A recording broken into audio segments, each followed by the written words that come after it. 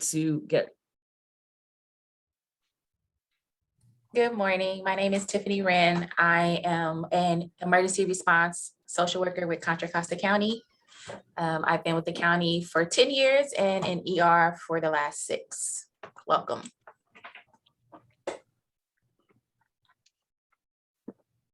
Good morning. I have me and my coworker are having trouble typing in the comments. We can't type in our names. Oh no. Let me see.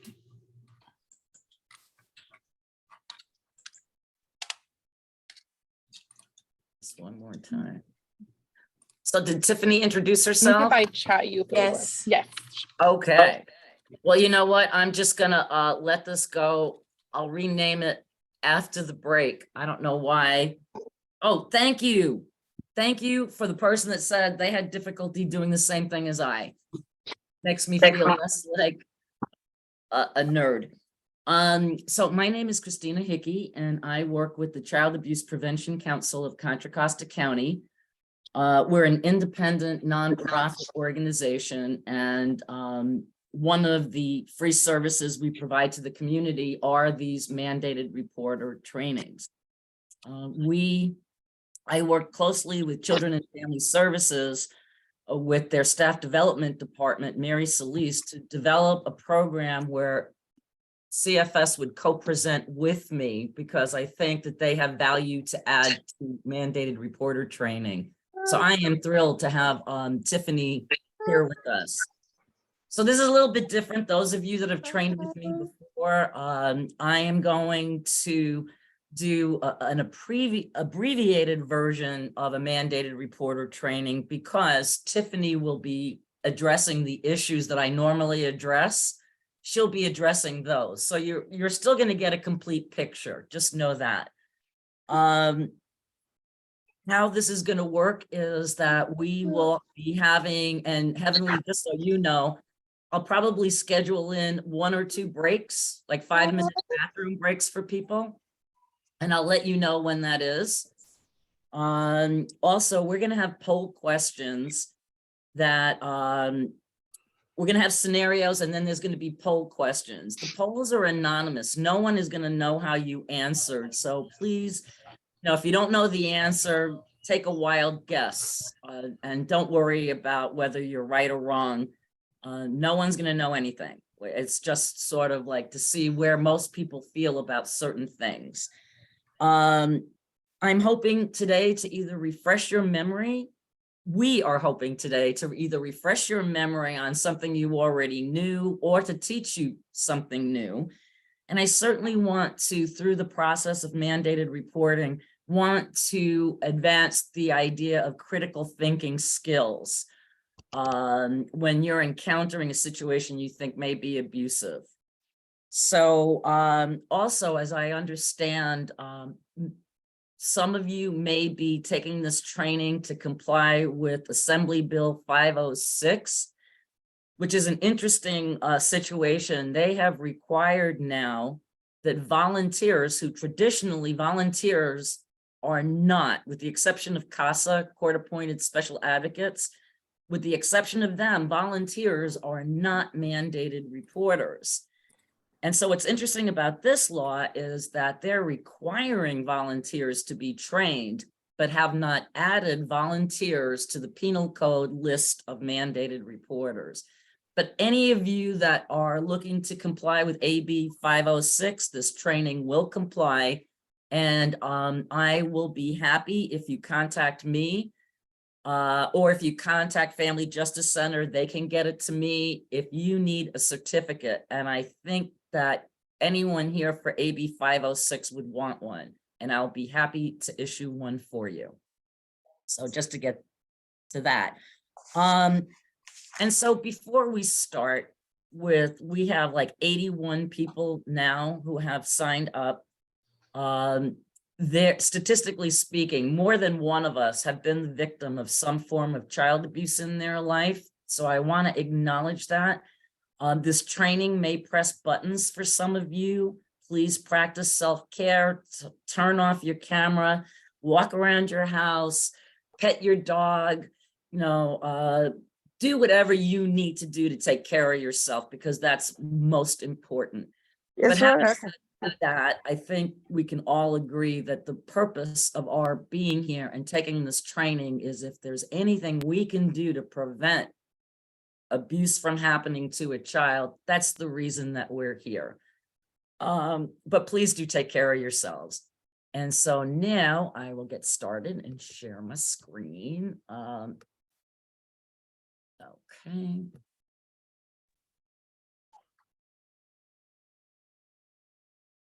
Okay. And let me make myself little so I can, so we're going to start. There's a new movement afoot that I'm very happy about. And that is, how can we help families before they get involved in the system? And what we know is what strengthens families, what makes families be healthier and well. And so there are the protective factors that many of you may have heard about. And one of the handouts, because I know that Marta yesterday sent everyone handouts for this training. You should have received both the PowerPoint audience handout for my portion and Tiffany's portion. And in addition, normally in my trainings, I give out training packets. So you're going to have that. But an extra attachment that I have sent is more information on the protective factors.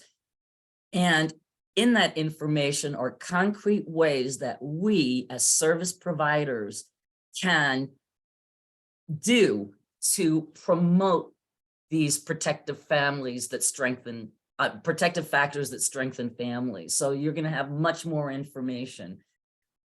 Basically, parental resilience. How do families deal with adversity, stresses? You know, how can we help families with those situations? Social connections. We know that isolation raises the risk for child abuse. So families that have social and familial networks who can get emotional support or help with solving problems, it makes for a healthy family. And also it helps parents help others out. And there's something about that that's sort of magical, is that when we take our adversity and we help someone else through theirs. Concrete support resources. So in your packets, I have a flyer for 211, which is the Contra Costa County crisis line. Now, those of you in other counties, please know that 211 exists in every county. So if you're in Oakland and you dial 211, you're going to be hooked up with resources in your county. So it's the same number, but in each county, it will refer you to the county's resources. They also have a website that you can navigate on your own. So that information is in your information packets. And also, of course, our agency has the long teal booklet called Surviving Parenthood. And I have just given you the, in your packets, the face cover, which shows the website and our phone number, where you can either navigate it online or you can ask us to send you a paper copy. We will send you one or two, but if you wanted for your organization, if you wanted like 100, you can have as many as you want. There's no limit. All that we ask respectfully, because we are a nonprofit and can't afford to mail out boxes, is that you come to our Concord office and pick them up. They come in English and Spanish. We're out of Spanish right now, and English is being majorly revised yet again. So the latest printed copy we have is the 15th edition. And I want to stress that even though the booklet is called Surviving Parenthood, which is how it started, being a resource directory for parents, it now includes everybody. We have senior services.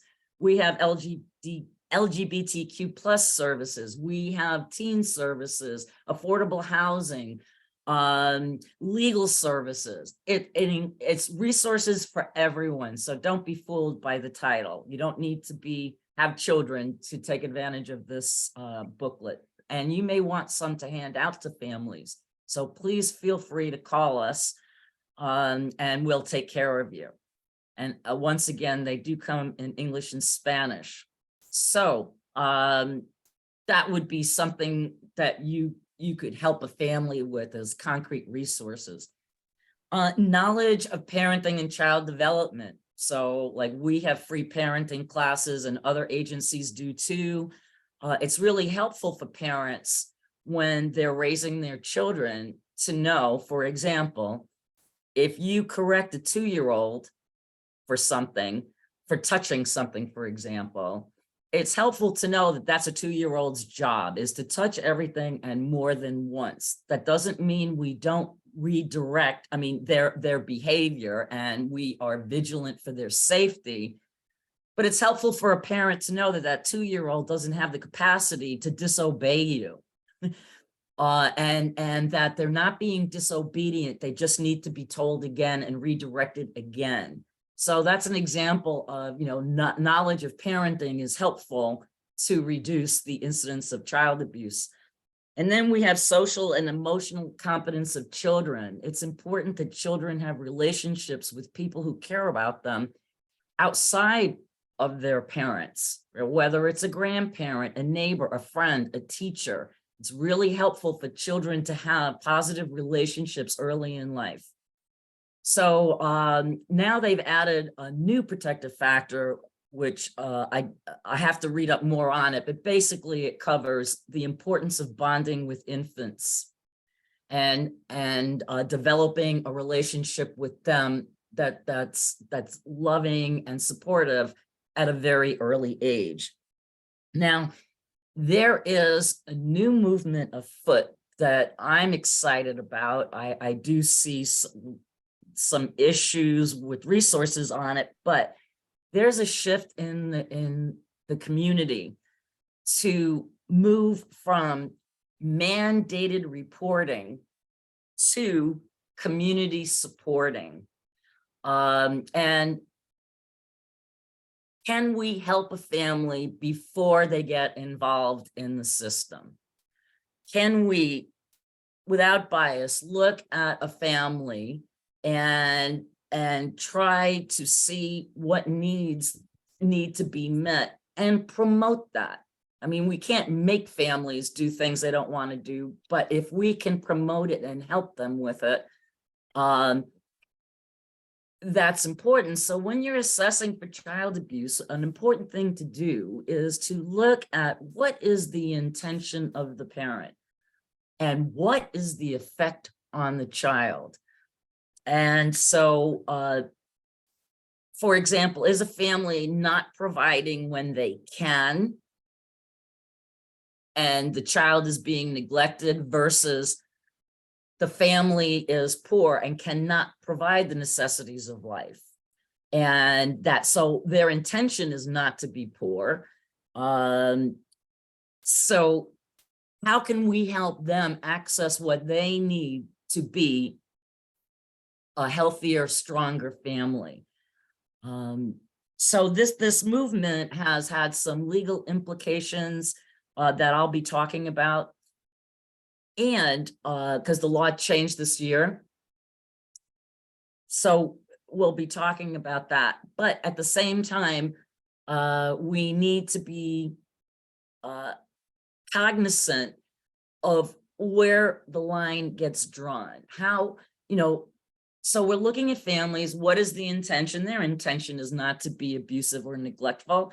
And the child is not necessarily suffering, other than they may not have the things that other children have. And so, oh, I lost my train of thought here. I've got so many things I want to say about this. Right, versus a family who has money and perhaps has a drug, alcohol, gambling, sex addiction, and they are using the money for that and they're neglecting their child. So there's a difference, and we need to look at those things. to really help families, because we don't want to involve them in a system unnecessarily. It can be very traumatic. So let's see.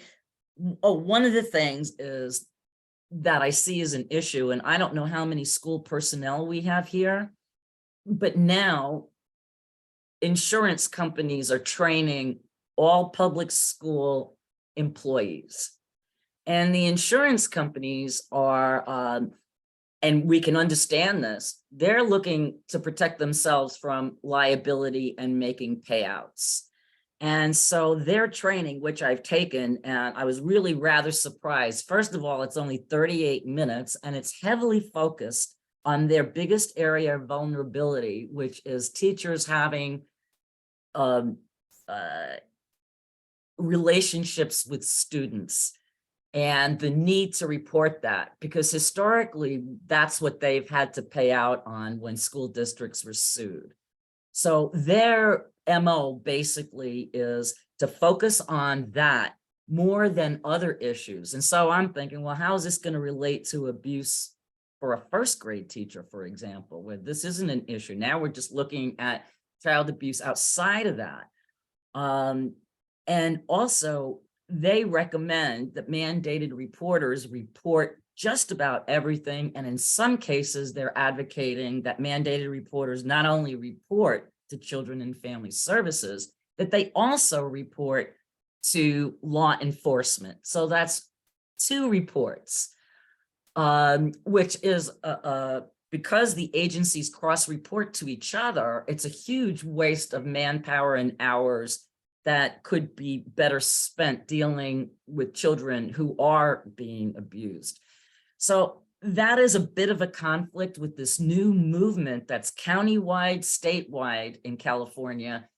That is an impediment that I see in really reaching mandated reporters in schools with the concept of community supporting. So anyway, that's just sort of something that I see, but there's going to be money involved and the law did change. And so I see it as a positive, and hopefully we can rope in the insurance companies into this way of thinking. So cultural sensitivity, and part of the reason this new movement is afoot. We need to be cognizant of our biases. There's no one right way to raise a child. Child abuse and families are as individual as fingerprints. There is no 2 cases alike. There's no 2 families alike. Everyone brings their values and behaviors and beliefs to the table. So we have to recognize when we're assessing for suspected child abuse, we need to check our bias at the door. The way we were raised and the way we raise our children is not the only way. We do have to be culturally sensitive. This is really brought home. UC Berkeley keeps statistics on, and for those of you from other counties, by the way, my statistics is Contra Costa County specific, but I will give you the website where you can get the same information from you for your county from UC Berkeley, so that you can come up with your own figures. But Contra Costa County is pretty much consistent with all neighboring counties. So, but just if you wanted more specifics, you can go there and get your county. You can get information county by county and then the state as a whole, and you can compare if you wanted Alameda with Contra Costa. It's a very interesting website, and you will have access to that website through this presentation for later on. So they started about 2 years ago to keep statistics on its disproportionality, the over-reporting of some ethnic groups over others. And they discovered in 2021 in Contra Costa County, African-American children were 3.56 times more likely to be reported for the same type of abuse as white children. And Latino children were 1.56 times more likely than white children to be reported for the same type of abuse. And so with these statistics coming out, that has really fueled the movement to this community supporting model versus not versus mandated reporting. You still have to report suspected child abuse, but to better discern as to what you're assessing. Is it child abuse or not? And here again, what is the intention of the parent through their actions or inactions? And what is the effect on the child? That is, Tiffany, is that not what you guys are looking for when you're investigating? That is our main mantra. What happened to the child by the caregiver or parent, and what was the effect to the child, whether it's harm physically or emotionally. Great, thank you.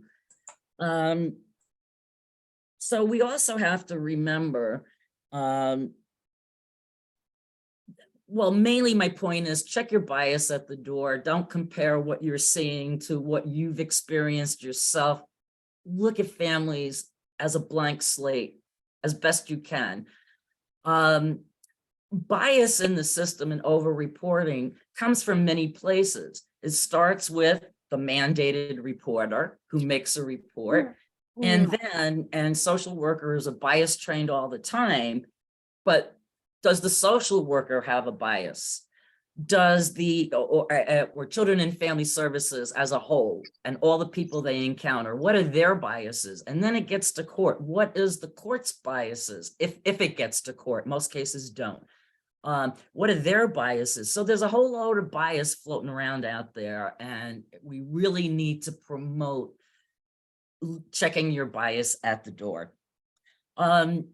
Culture is not just about race. I mean, there is a culture around like horse racing, car racing. There's a culture around bocce ball. So the culture is not just about ethnicity.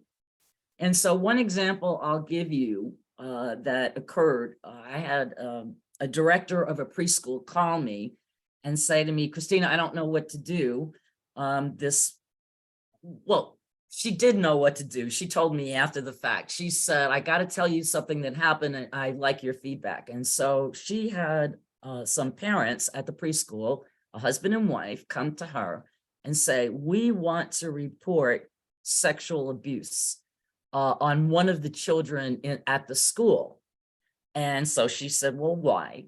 And then the parent said, well, that little girl told our daughter, now these girls are 5, told our daughter that she bathes with her 3-year-old brother. And we think that's sexual abuse. Now I ask all of you, do you think that's sexual abuse? It's not in the culture of their family to have a boy and a girl bathe together, but does that make it wrong for other families to do that? I've got 3 grandkids. They're always in the tub at the same time, splashing around, having fun. So that's another bias. It's not just about race, but it's also about bias in parenting. All right. So, I talked about this. I threw in this. I didn't realize I had done this. So anyway, this initiative to community supporting is really important. And the law did redefine neglect to help in that area. It became effective on January 1st.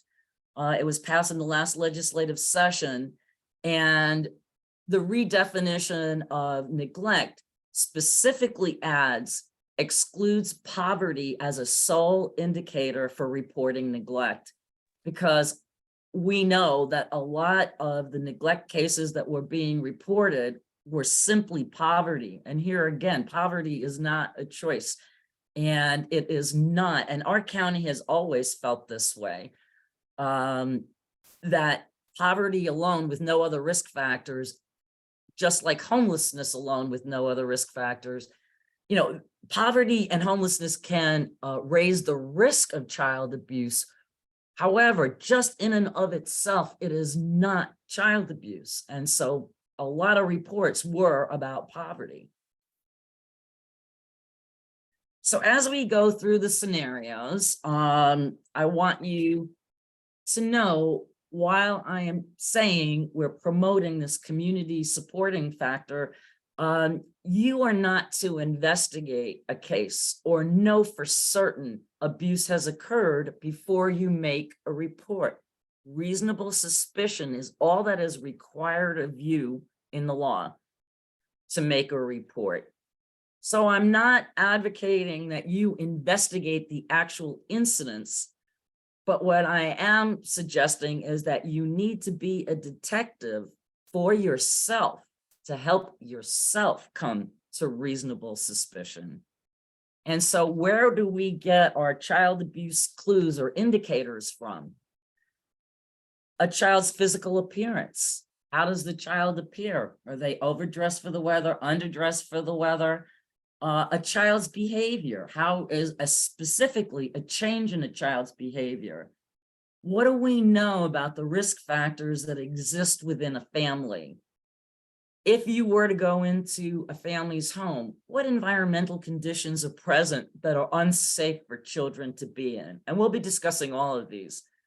A child's verbal disclosure. A child may come to you and tell you exactly what is going on with them. And don't forget the value of your gut instinct. If you have concerns and you're not quite sure, but you go to bed and you're worried and you just don't know what to do, call Children and Family Services and ask for a consult, you know, or in that case, if it's dogging you that much, I would advocate that you make a report. Bear in mind, and Tiffany's going to talk more about this later, that you only need reasonable suspicion to make a report. However, Children and Family Services and law enforcement, when they receive reports, have a legal guideline to follow.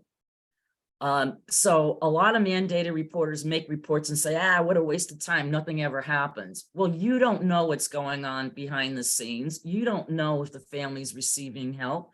A lot of mandated reporters feel like their report should equal removal, which is like the last thing in the world that families, that we want to do with families, if at all possible. So as I said, Tiffany will go into more about that later, but just remember, you only need reasonable suspicion. They need to more to legally get involved in a family's life. So as we read these scenarios, think about these clue areas. Now, what are the numbers? In Contra Costa in 2021, there were 9,069 reports of suspected child abuse. You can see that the category most often reported is general neglect. And general neglect is the opportunity for us to really help families, because we know that a lot of those reports were poverty and not conscious neglect of the children. So that is an area where we as providers can really be helpful. Now, just interestingly enough, during the pandemic, emotional abuse, for the first time, I've been doing this 17 years, for the first time, emotional abuse superseded sexual abuse in the reporting.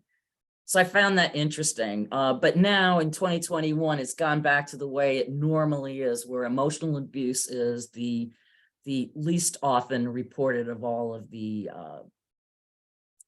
abuses.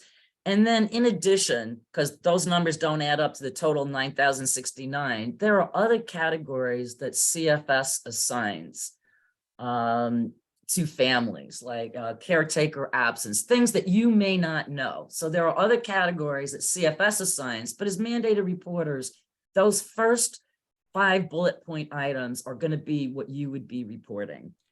Christine, I have a question in the chat. Sure. Okay, Leslie has a mother who is widowed and entrenched in her own world. Her daughter seeks therapy and is suffering to numerous diagnoses. The mom calls her awful names due to the child being sexually assaulted by a man 4 years older than her.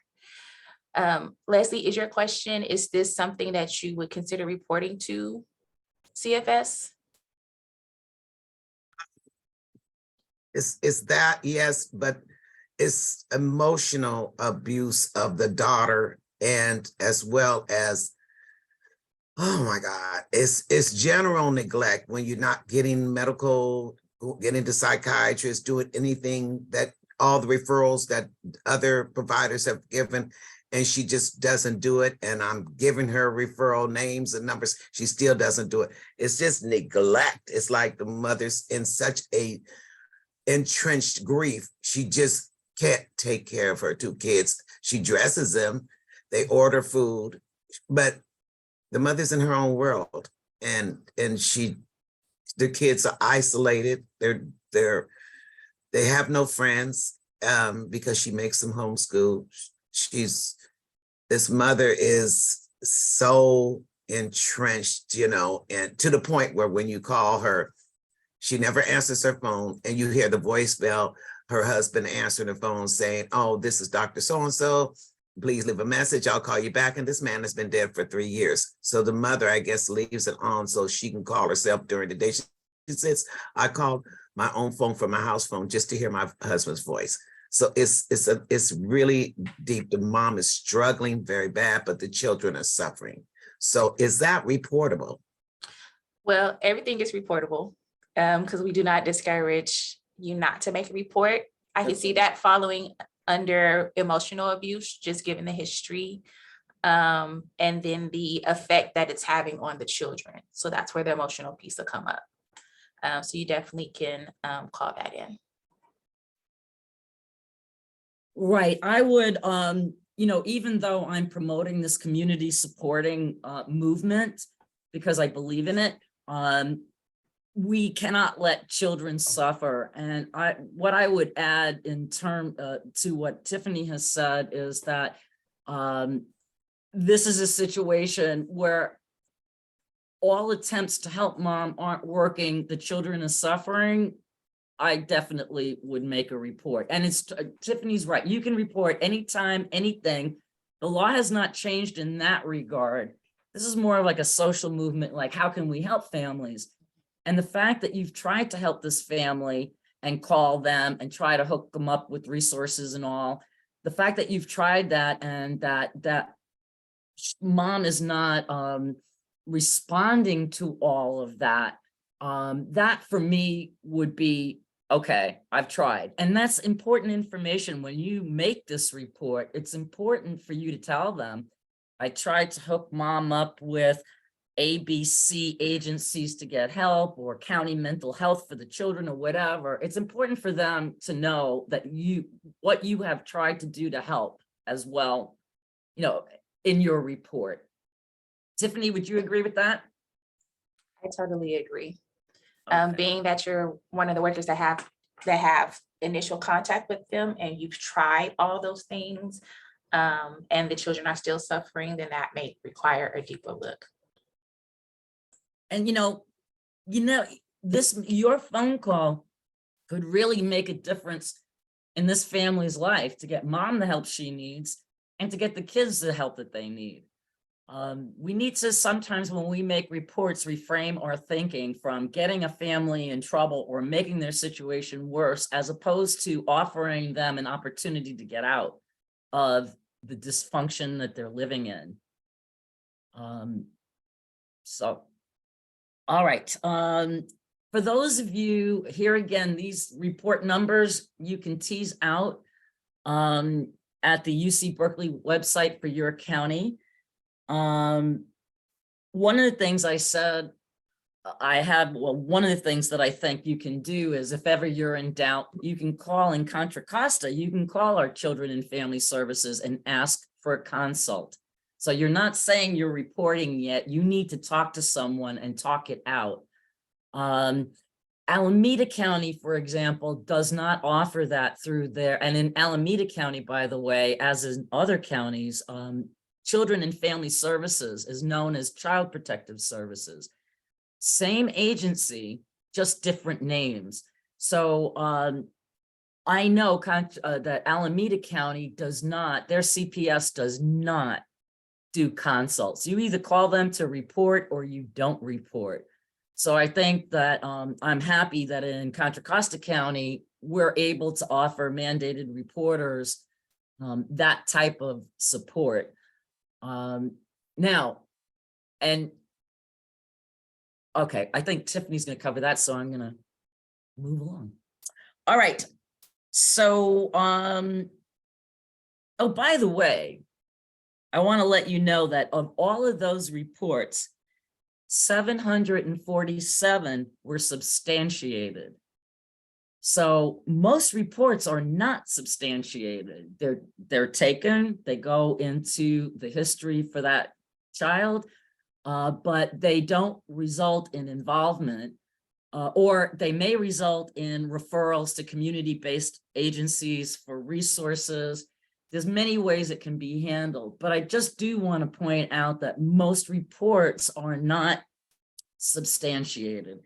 And with that 747, 211 cases have not been adjudicated, they haven't been assigned a category. So there's still 211 cases that may add to that 747, but statistically not by too much. All right, so our first scenario, a young boy often complains he is hungry, saying he does not eat at his house. He frequently asks you for extra food to take home for later. You also notice his clothing is often inappropriate for the weather. He appears dirty and smells often. He does not spend time with the other kids and rarely laughs or smiles. You've tried to speak with his mother about your concerns, but she's usually in a hurry and seems to resent your intrusion. The question that's going to pop up in a minute on your screen to answer is this parent being neglectful? Yes, the child's not eating. Yes, the child is not bathing and wearing old clothes. Yes, the boy's mother doesn't seem to care. Maybe this could be a poverty/lack of resources situation. Ignore poll number 2. You're only going to be answering poll number 1 at this point.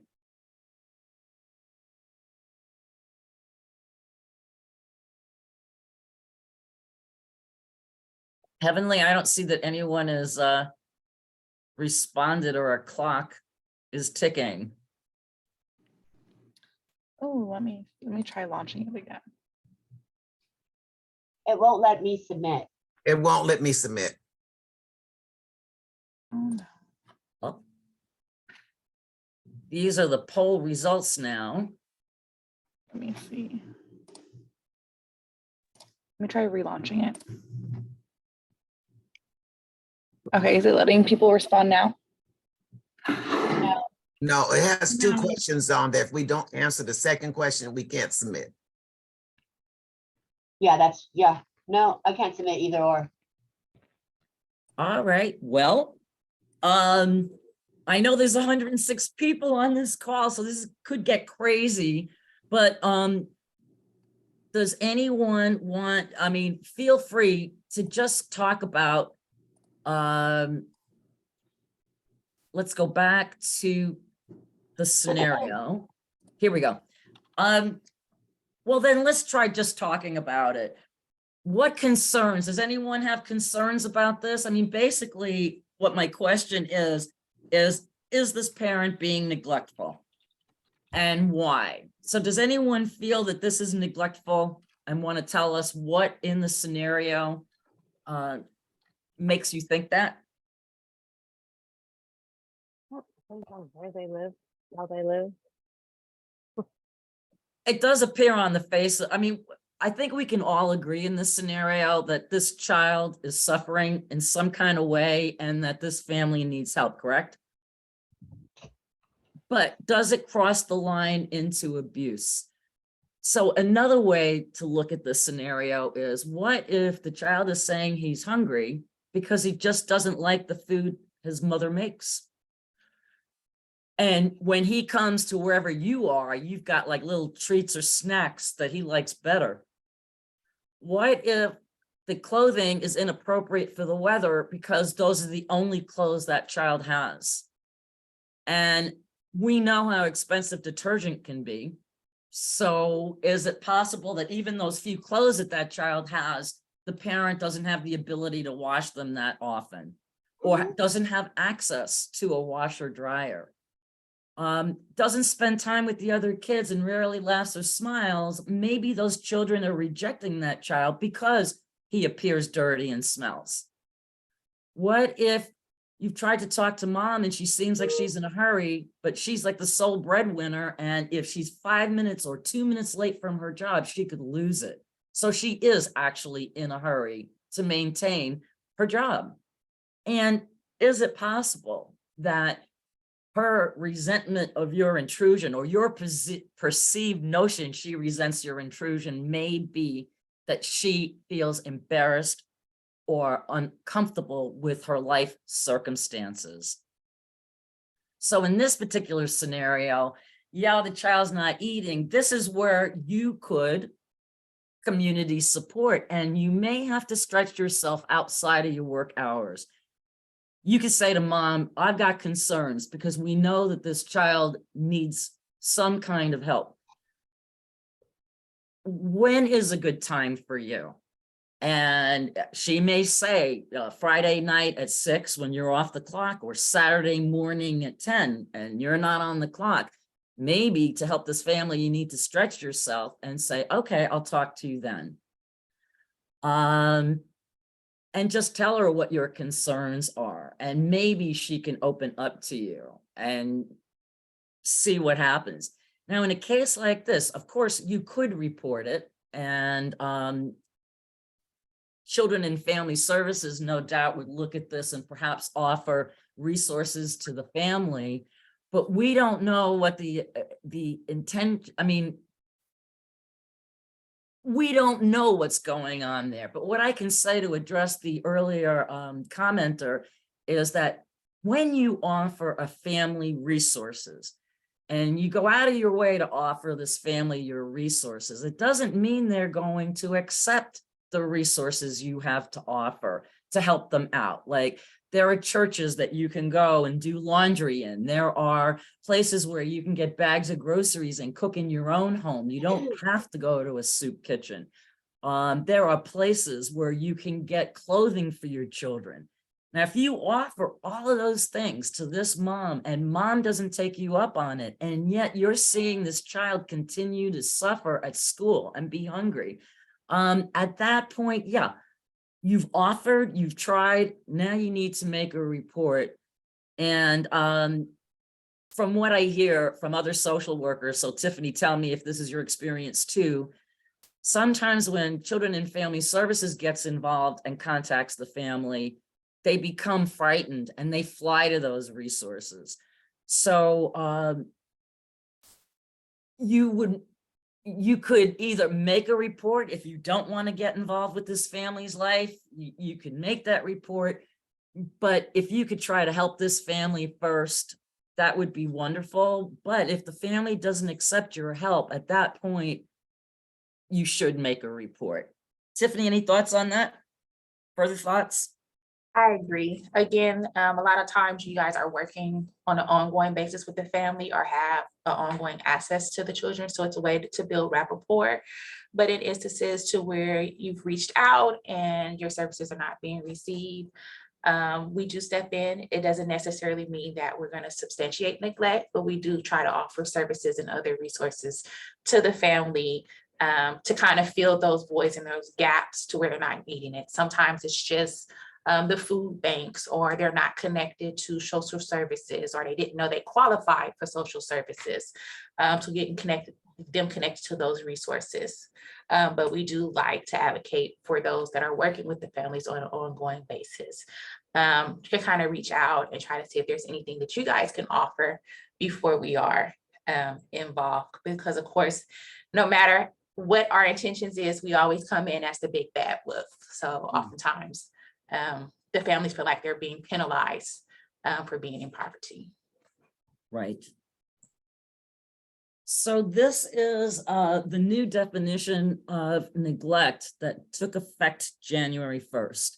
And I have highlighted what is different. I mean, basically, general neglect is the failure to provide the necessities of life. So, medical care, dental care, we can't ignore appropriate supervision.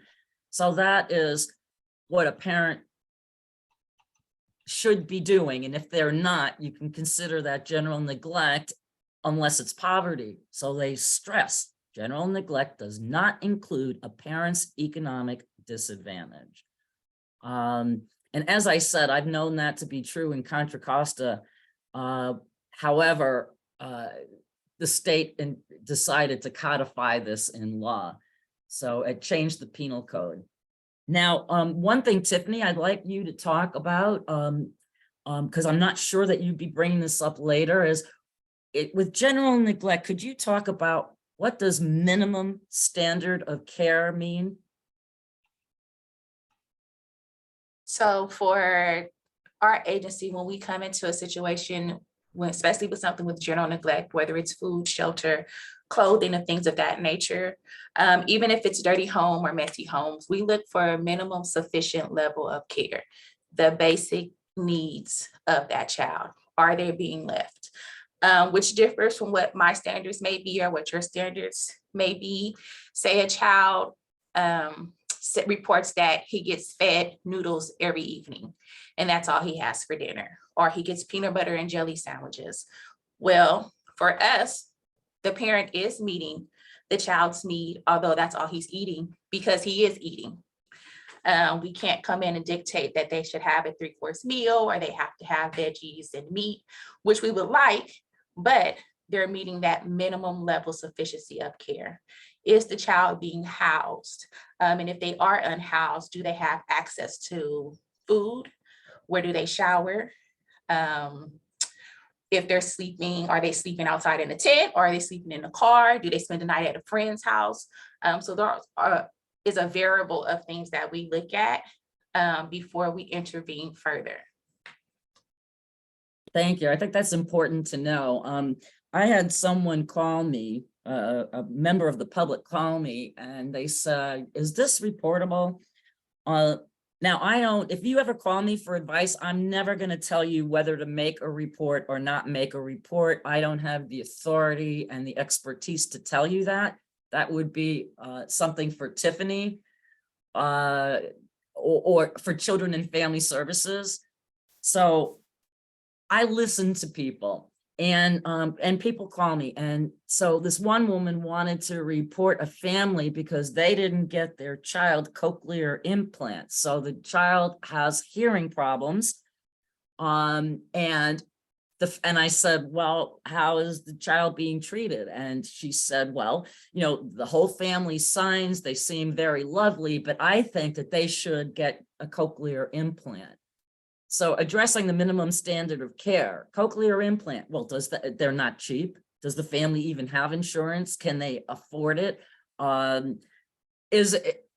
They are working with their child. They've all learned how to sign. I mean, there was nothing reportable there. So of course I said, well, call Children and Family Services for a consult. I said, but I did point out, well, do you know if they have insurance? Do you know if they can afford it? Denying someone state-of-the-art technology does not necessarily mean that parents being neglectful, because in all the other markers, they're succeeding with being a healthy family and loving and nurturing this particular child. Another one that people ask me about all the time is being overweight. And Tiffany, can you address how being overweight is viewed at Children and Family Services? It's not something that we would typically investigate unless it's a detriment to their health and the parents are not seeking the proper care or medical treatment for it. Obesity runs rapid in the United States. So just them being obese overall, unless they have other health complications that they're not getting treatment for, the parents are refusing medical treatment that's life-saving. Those are things that we may intervene in, but just for the child being overweight in itself is not. And I know there's a couple of questions in the chat Is being homeless and living in the car reportable if the children are cared for?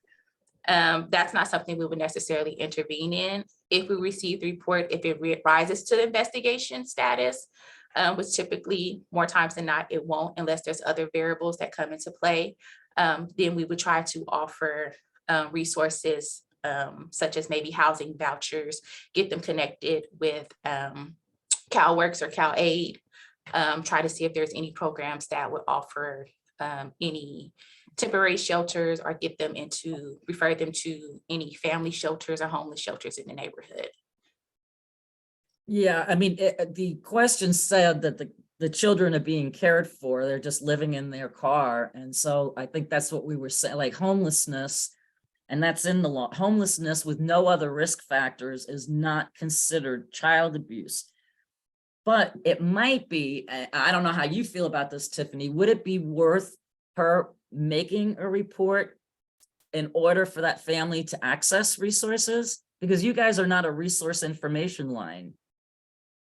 Correct. And I don't even know if that in of itself, just the report of the child being obese would even make it to an investigation. Right, or the child being homeless if there was no suspicion of neglect. Right. And then we don't offer housing vouchers ourselves, but we work in coordination with our CalWorks department for who in next door to my agency, who I'm in Antioch, it's right in the next building over. So we do have what we call linkage. So anytime a family has any welfare or they're receiving cash aid, they have an assigned worker over there and we coordinate with that worker who will provide housing vouchers. We also have community-based resources. There's churches in the area, depending on your part of the county, that will also help with getting the family vouchers for motels and hotels and things of that nature. Yeah, there is a resource out your way, Tiffany, but it's technically, I think it's like on the Concord Bay Point borderline, but it's called the Bay Church. And I was there recently and it was amazing. They have in their parking lot, they had these shower stalls set up for families to be able to shower. Next to that, they had free clothing for families. And next to that, they had bags of groceries for families. So it was like one-stop shopping. A family could go there. They could like shower, get new clothes, get some food, all free of charge. So I would say all of us need to familiarize ourselves as best we can. And here's where 211 could help if you don't know, or our resource directory is categorized. Familiarize ourselves with resources or reach out to seek resources for families. And there's a lot of good work being done by the faith-based community out there for families. There was a question, what if it's against their religious belief or practices? Well, we're going to talk about multicultural considerations and what cultural customs are acceptable and what is not. Where basically, in a nutshell, where the line gets drawn is if the child is suffering. We want to honor and respect cultural differences, but when that cultural difference results in neglect, for example, or corporal punishment that leaves marks and bruises, that's where the line gets crossed and it becomes reportable. And as I said, I've got a slide on multicultural considerations coming up to talk about this issue as well. Some of the most common practices that we may view as abusive that are not, and when that crosses the line. So we'll get to that. So now that was general neglect. Severe neglect is when the failure to provide the resources necessary for life for children, food, clothing, shelter, medical attention, dental attention, all of that, where it's reached a point that the child is going to be harmed or has already suffered some harm. The main issue that we see with severe neglect is inorganic failure to thrive. Some children are born with failure to thrive for organic reasons. And that is not what we're talking about. We're talking about, and typically, we think of babies who are not being fed properly, they're not thriving, and there's no medical condition for it other than the neglect of the family. Res- And so, Tiffany, can you weigh in on severe neglect? Can you think of some other examples?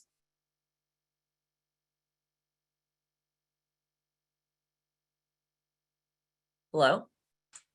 Yeah, severe neglect, let me think. Other than the failure to thrive, an example would be parents driving under the influence. Mm. They get into an accident. The child wasn't hurt in that incident, but it was pretty bad. They banged up. It's found out that the parents were under the influence. That would be considered severe neglect. And the fact that they drove knowingly under the influence, and it therefore caused an accident, which could have led to serious harm or death. Okay. Thank you. So what are some signs of neglect? And you'll see a lot of them could be poverty as well. So it makes it very difficult. But malnutrition, a child that's malnourished, inappropriate dress for the weather. So they're wearing coats when it's 90 degrees, or they're wearing t-shirts when it's 30 degrees, type of a thing. Dirty, unkempt, not being taken care of, unattended medical or dental conditions. So this would be a parent not giving their child life-saving medication, not a cochlear implant for hearing loss. We're talking about this child has diabetes and needs insulin. And the family has access to insulin, they're just not doing it. So that could be something like that. Or if you encounter a child who has an infected tooth, and in our resource directory, there's a list of places where families can get free dental care or sliding scale dental care. And you offer that resource, and that family is still not taking that child to the dentist, and infected teeth because of the location and the brain, it can get really bad really fast for that child if that situation is not tended to. You just can't ignore it. So that would then fall into neglect, because you've given them these resources and they're not accessing it, and this child is suffering right in front of your face. Now, inadequate supervision is interesting. In the state of California, there is no law that says a child has to be a certain age to be left home alone. It's considered a necessity of life to have two parents, especially in the Bay Area. Two parents have to work, and daycare can be very expensive. And so it's considered that you might need to leave your children home alone. I personally grew up as a latchkey child. My parents both worked. I had the key around my neck. I came home from school. I let myself in. So we have to, but the burden is on the parents on this one. The parent has to know that their child is emotionally capable of being left home alone, that the child has a safe and healthy health and safety plan, so the child knows who to call in an emergency, how to call 911, but how to call like a neighbor, a family member, a friend who they could contact if there's any kind of emergency. So it stands to reason that a young child could not follow a health and safety plan. So no, you can't leave your 3-year-old home alone while you go shopping. Parents have to be reasonable and sensible about leaving their child home alone. You don't leave two children home alone where one has to administer insulin to the other, for example. You don't leave two young children home alone so you can go gamble in Las Vegas, which is a story that's true from many years ago now. This couple left these two kids home alone, and they were, I think, 10 and 12, but the 12-year-old had to administer insulin to the 10-year-old. That's not reasonable. If you have two boys, two sons who are always poking each other in the eyes with sharp sticks, and they fight all the time, leaving them home alone could be very irresponsible. And remember, children are children up until they turn 18. So 0 through 17 is what we're referring to in this training. Another story, Walnut Creek, years ago, these parents went away for the weekend, leaving their child home alone, and that child had a history of drug and alcohol use. He called one friend who called another friend, big fat party at the house, and they burned the house down. That family was looked at for neglect. They reasonably should have known that it was not safe to leave that child home alone. So remember that. So there's a burden on the parent. Now, if you are ever worried about a child being left home alone because you don't think that they're mature enough, or they've told you they're scared to death, or, like the child will stay in the closet once they're home until their parents get home because they're too frightened to be left home alone, which is sort of psychological trauma for that kid. If you're ever worried about it, this would be a call to law enforcement, and you would ask for a health and safety check. And they could go to the home, and if the child answers the door and lets them in, they would just check to make sure that that child was safe. And if everything's all right, then they'll leave. No harm, no foul. They're just doing a check to make sure that that child is safe. So that is an option for you if you are worried about a child home alone. And of course, when they go into the house, they have to see that there's no drugs, easy access to drugs, or that there isn't like a gun hanging around that's not properly stored. They're going to be looking at the safety conditions within the home for the child. But if everything's fine and the child's watching TV or eating a snack and they show up, and they'll just leave. So that is just something for you to be aware of. There is no age. Christina, there's Another- a so sorry. There's a question in the chat. Yes. It's from Tracina, I believe. I hope I pronounced it right. She asked, are there further explanations in writing about what is considered an intentional failure for lay people without legal knowledge to understand? Could you repeat that question again? Yeah. Are there further explanations in writing about what is considered an intentional failure for lay people without legal knowledge to understand? Tiffany, you got any thoughts? I can't think of anywhere. I think the concept of mandated reporting is you just report when you have reasonable suspicion. I think she was also kind of asking like what is, or an example of, because she had put parentheses, question mark, intentional failure. Intentional failure. See, I think the thing is, if you feel it's intentional failure, you don't need to know any more about the law. You need to make a report. If it's intentional failure, that would necessitate that the layperson would make a report. There's boatloads of information out there, but I don't know that there is information. No, I don't think for the reporting party, no, if you have suspicion, you make it. For our end, an example I had is a infant who the parents wanted to be vegan. So they went on a vegan diet for a newborn infant. They were already told by the doctor that the child was failing to thrive. So they was not gaining weight. It was recessing weight, and that the vegan diet was not healthy. The parents chose to go against the advice of the doctor, and they continued to stick with the vegan diet. We had intervention. That child was ultimately removed and given back at a later date, but that was intentional because they had already been warned of the dangers, and they chose to continue with what they thought was best. And as a result, the child was not progressing as it should, and it became life-threatening to that child.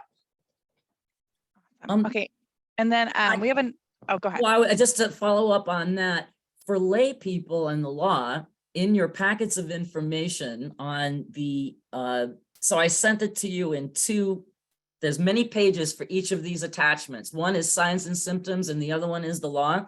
Within the law section, I have what's called the 4 Ps. and it is the procedures, the protections, privileges, and penalties for mandated reporters. And it took me a long time to get this together. It's written in simple to read English. It's about the law. It's in simple to read English, but next to each statement, I have the penal code that you could refer to in the law. But it is written for lay people who aren't lawyers like ourselves to understand. And yet I point you to where you can look it up if you can, if you're like able to read legalese, or if something really just one section pertained to you that you could read about. And that was my attempt to, the penal code is pretty long and lengthy and has all these parentheses and all of this. And so I point out the major things that are important to mandated reporters in easy to read. And then, as I said, a reference to where in the law it is if you wanted to go that far.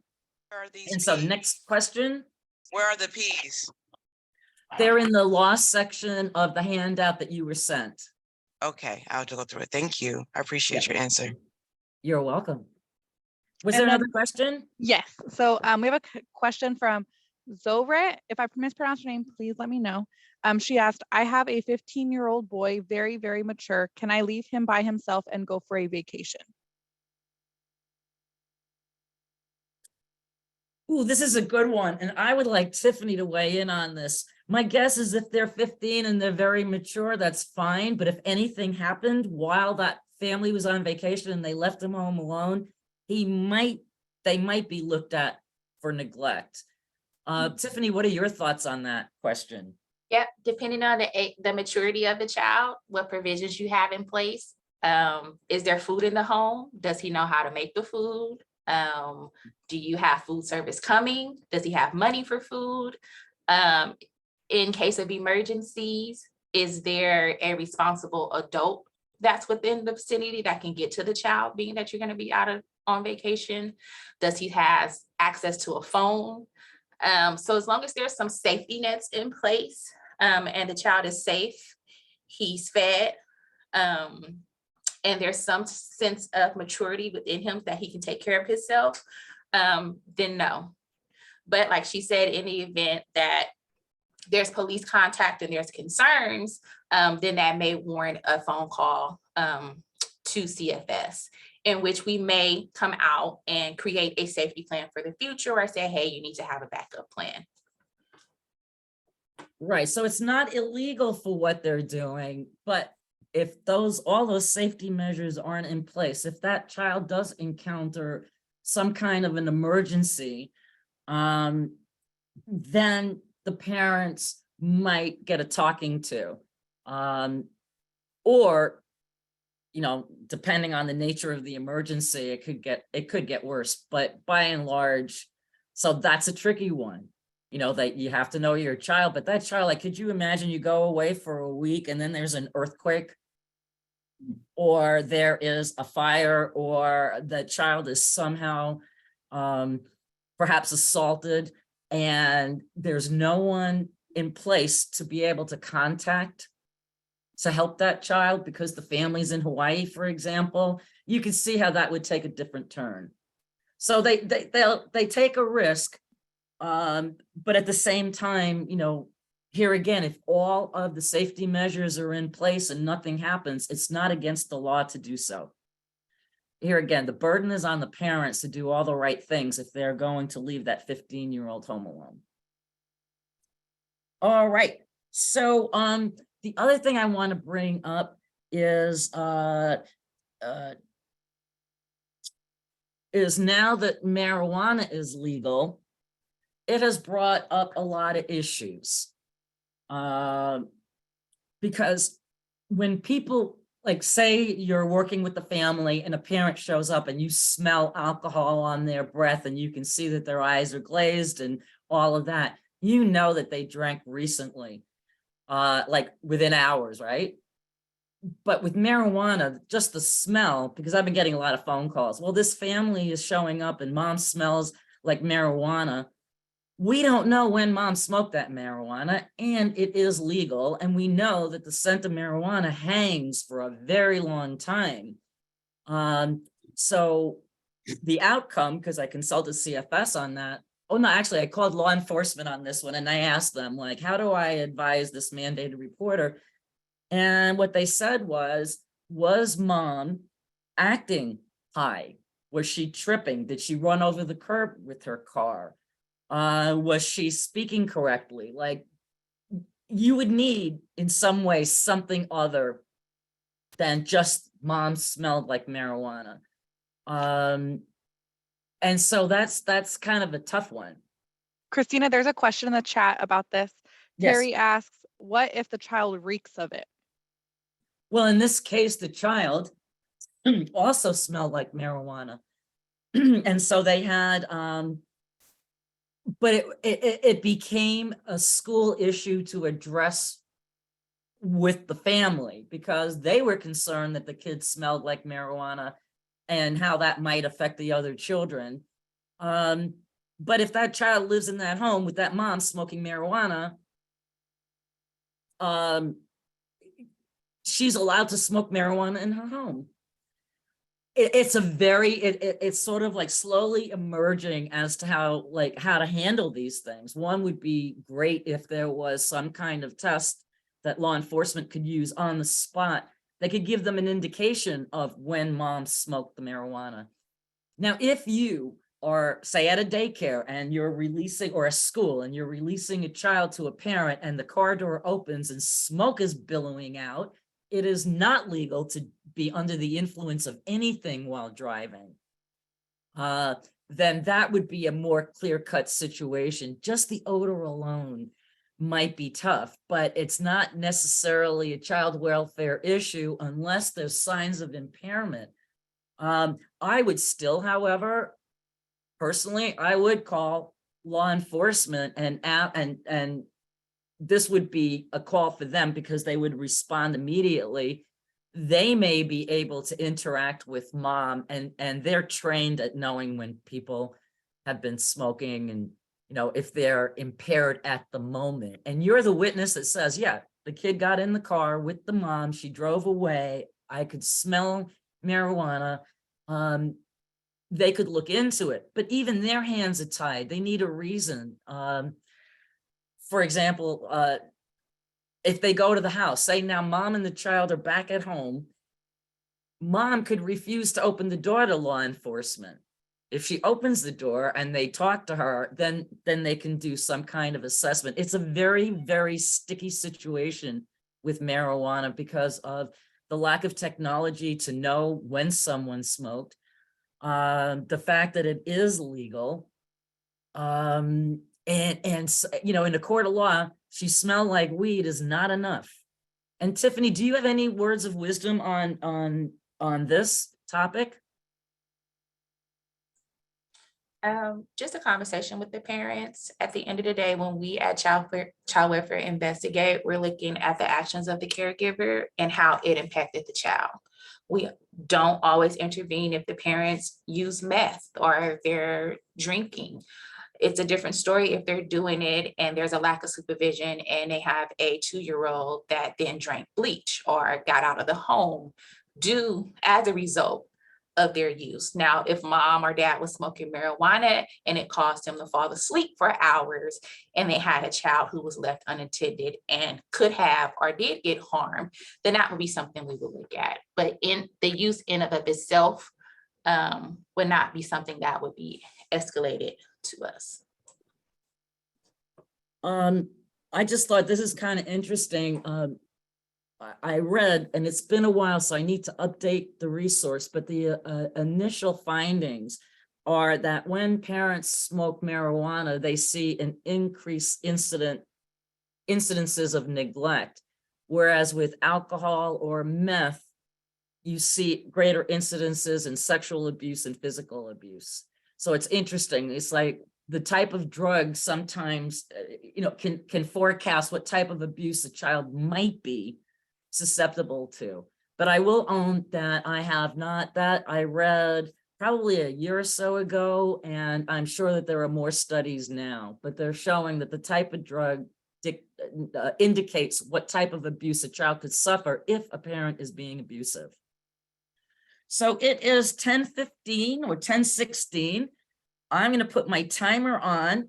We're going to take just a quick 5-minute break, starting right now. I'll see you in 5 minutes. Oh, I just canceled it, so it's done. All right. So let me. All right. So we come to our next scenario.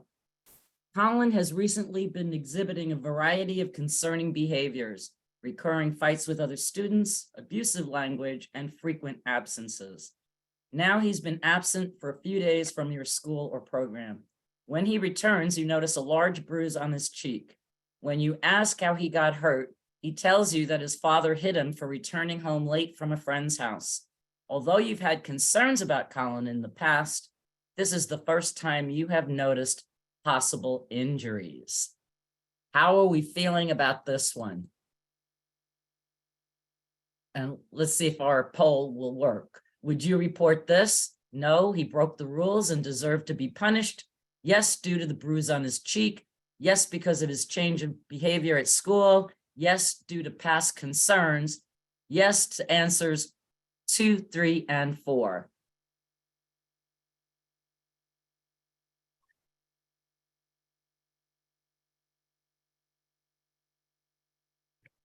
So I'm getting the feeling that, oh, yes, it's working. Wonderful.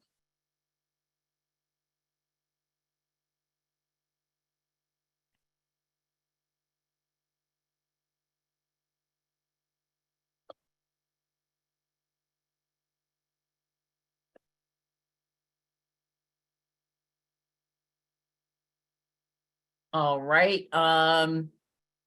This feels like 30 seconds have gone. So we can close it up. This is an interesting scenario in that there's a difference between well, no, he broke the rules and deserves to be punished.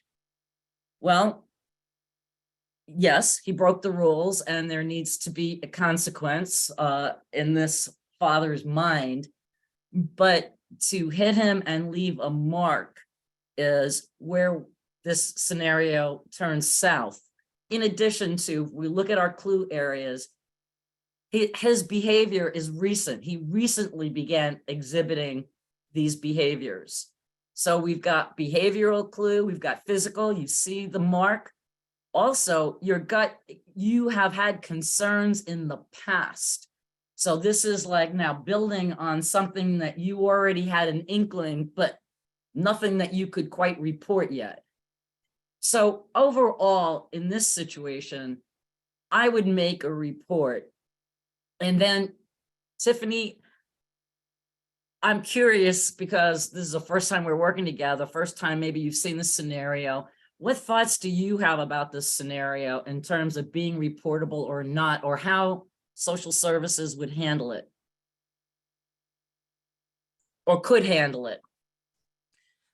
So definitely this will be something I would encourage mandated reporters to call in. Those are some of the key indicators, recent change in behavior, the absences, and then the fact that he returned with not only a bruise on him, but the area of the body, which is considered a vulnerable area of his body, also leads to concerns.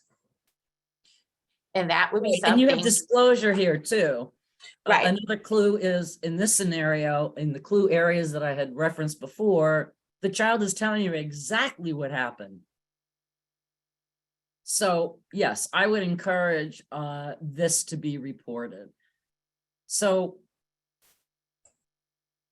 in the state of California, it is considered a cultural custom for parents to spank their children. It is not in the law. It may not be everyone's preference that this be a form, that spanking be a form of discipline. But but it is allowable as a cultural custom.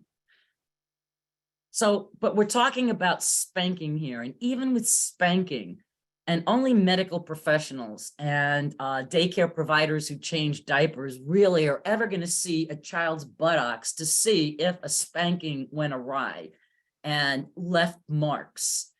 For the rest of us, it would be more about a child being really uncomfortable and squirming in their seats, an unusual situation.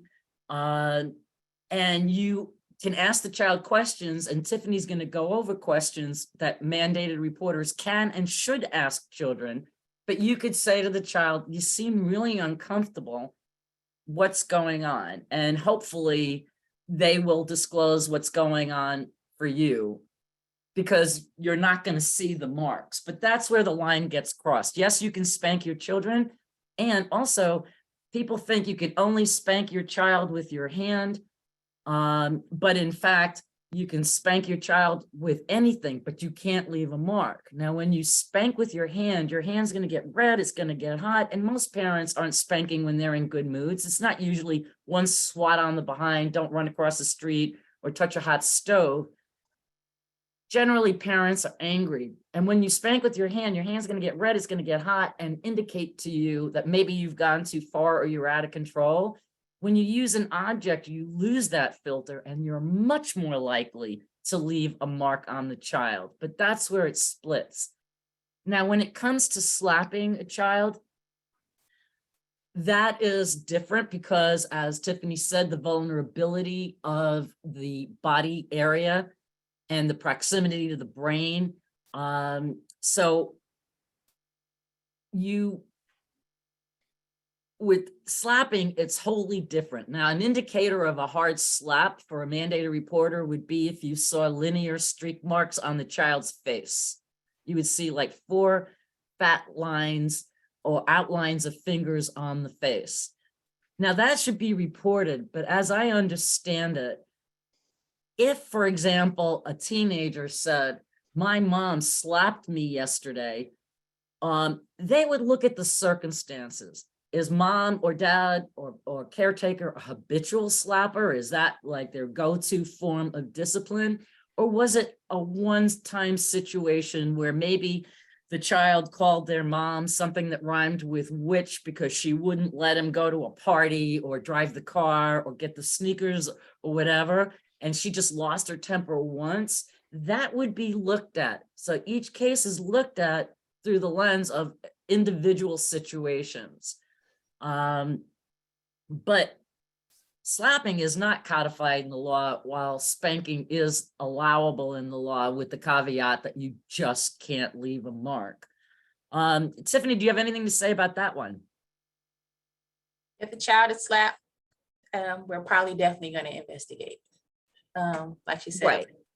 While it's not against the law to spank your child with other objects, we do look at a variable of factors: the age, the intent.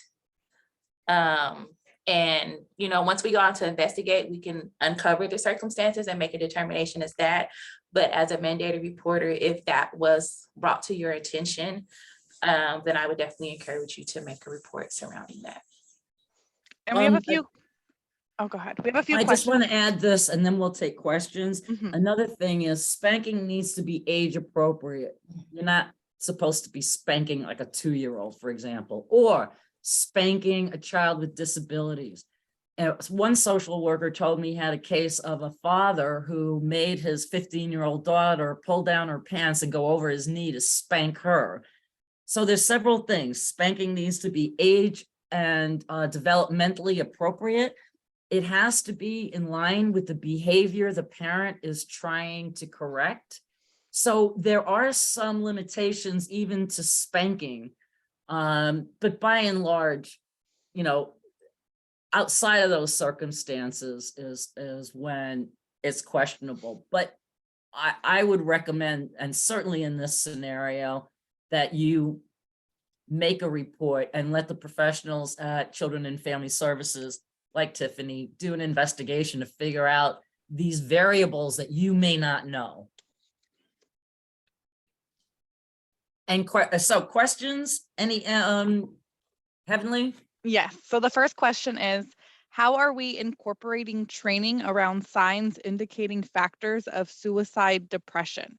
How could the community build relationships with families to provide support to families with managing stress and anger? Okay, that's a very great question. And I would like to have that question repeated when we get to the emotional abuse portion of the training. Okay. Yes. And then we have another question from Leslie May. I recently encountered a child whose mother was reported for child abuse. The family is Black and most of our children have a Mongolian mark right above their buttocks. Is Mhm. CFS aware of this cultural distinction of a birthmark versus a bruise? Tiffany? Yes, we are. We have ongoing trainings on how to identify marks and bruises. We also have training in regards to Mongolian marks as well as cupping. And we also work with a child abuse pediatrician for Contra Costa County, that if we have any questions regarding marks, we do referrals to them for them to identify what that mark could have stemmed from, giving the circumstances, and how it could have occurred, whether it was accidental or intentional. So we do have a lot of resources to identify those things. And we do have a lot of cultural consideration and cultural trainings in regards to things of that nature. And you've hit on one of the over-reporting things, and this is where I want to develop mandated reporter critical thinking skills. When you see that mark on an African-American child, many people report it as bruising before they bother to find out if it is a physical condition. And so that would be a case where perhaps you talk to the family if you're not sure and say, I see what looks like a bruise. Or maybe, depending on what kind of mandated reporter you are, you have access to medical records where you could see that the child legitimately has a Mongolian spot.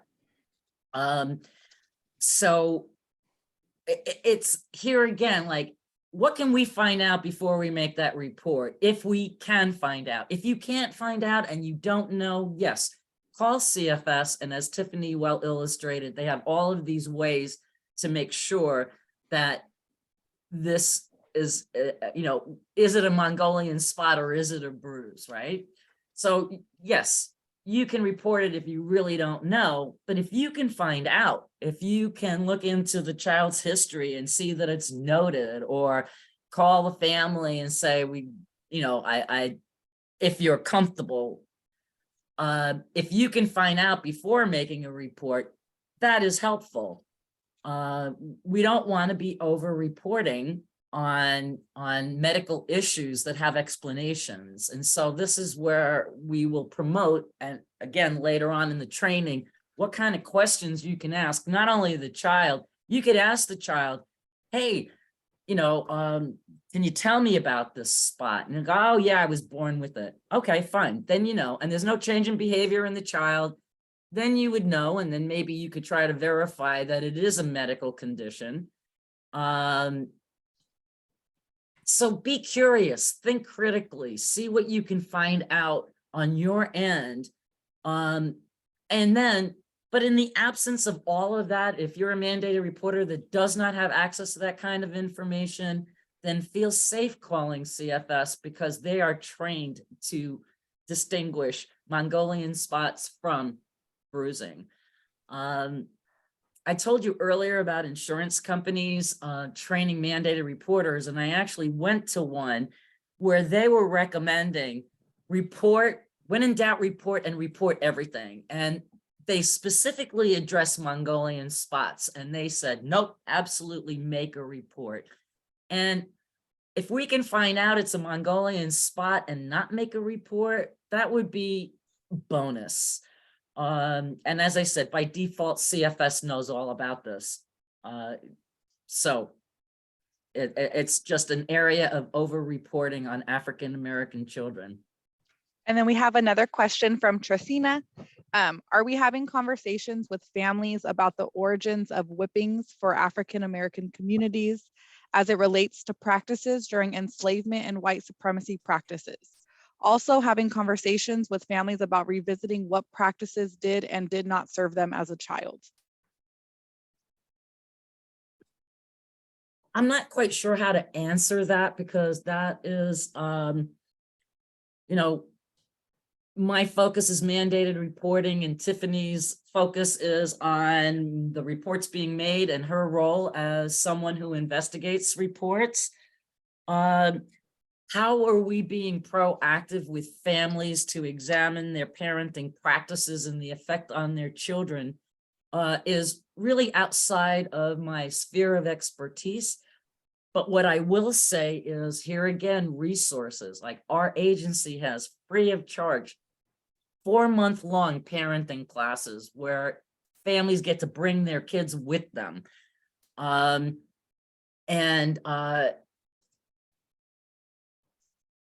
are other parenting programs out there, and this is where therapists can set in. Unless abuse is suspected, that is an issue that we all need to take up in terms of how do we approach families and say, well, how's this spanking working out for you? Because now your child is like hitting other kids at school, which is one of the effects of corporal punishment, is that children get used to it and may not, you know, these are some of our bullies in school. And as a matter of fact, I would say when we encounter a bully, we need to do two things. One is we've got to stop the bullying and the and messing around with other kids. But we also need to take a second look at that child with compassion, because bullying is not, you're not born a bully. It is something that is a learned behavior. So we need to look at that bully and say to ourselves, is that child being physically abused? Is that child in a home with domestic violence? And they are learning that this is a way to negotiate the world when you have conflict. So I love the question. I don't have much information to share with you how it's being handled in the community at large about reaching out to parents before abuse occurs to ask them, what is the effectiveness of your parenting style and what consequences is it having on your children? That's sort of like, I don't know, Tiffany, do you have anything to say about this? I don't really know how, I don't feel like I'm addressing that question properly. I think for us, it's a fine line on infringing on a parent's right to parent the way they see fit. Right. And then assessing for the safety of that child. Of course, if in instances to where the child has received corporal punishment and it has led to an investigation where the child has marks or bruises, then we do try to redirect their parenting practices around discipline. A lot of times there's safety plans put into place to where there's no physical discipline, and we ask that they look at other forms of discipline. And as Christina mentioned, we may refer them to parenting classes. But we have to be cautious, especially on CFS end, on infringing on a parent's right to practice and to discipline their children the way they see fit. Right. I see your question more as a societal issue as opposed to a legal issue. And as Tiffany says, you know, as Americans, we're fiercely independent. And that's why the law exists, that they can't even get involved in a case you call in unless it fits specific legal guidelines. And so, oh, I'm sorry. The problem is I've got like 10 things I want to say and my brain is like short firing here. I lost my train of thought.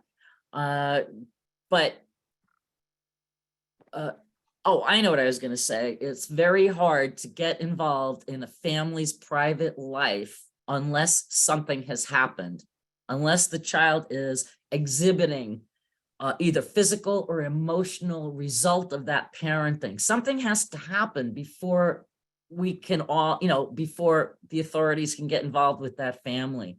So it's more, as I said, it's more of a societal problem to work with families on parenting styles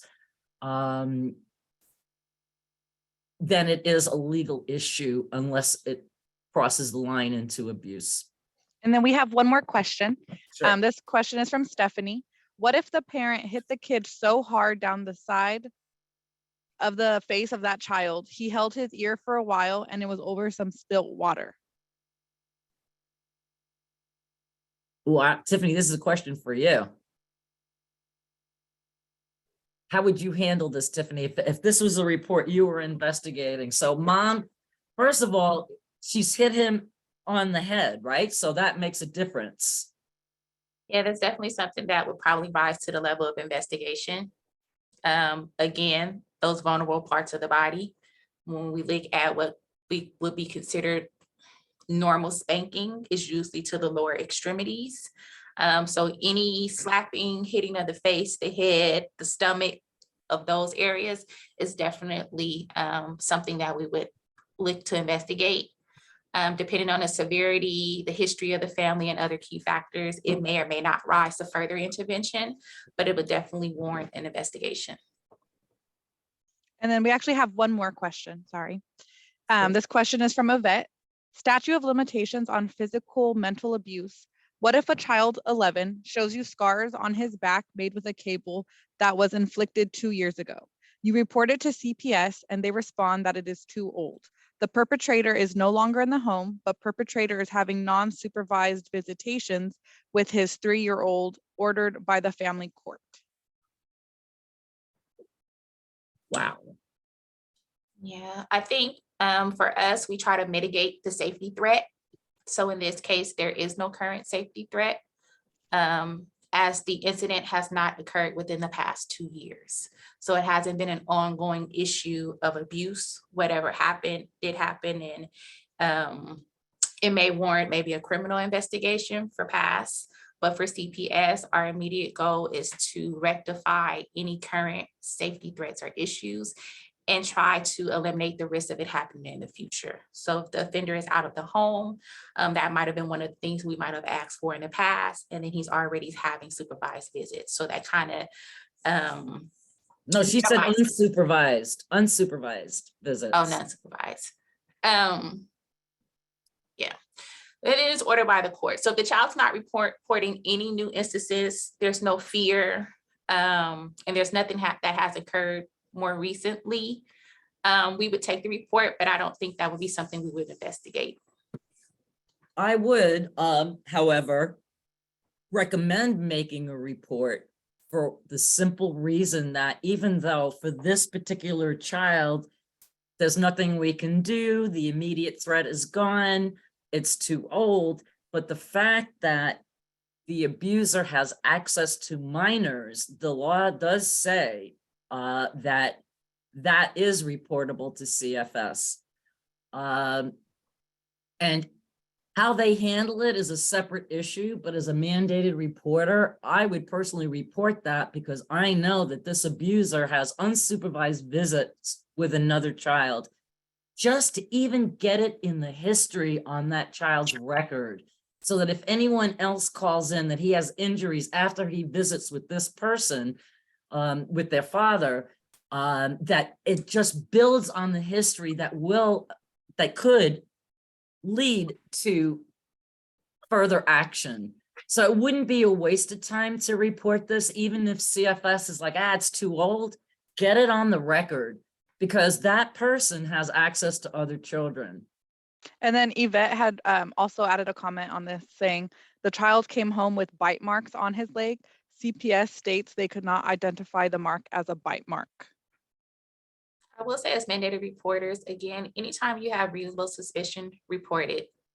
Where it goes from after that is up to CPS to determine due to their investigation, which comprise of a lot of different factors.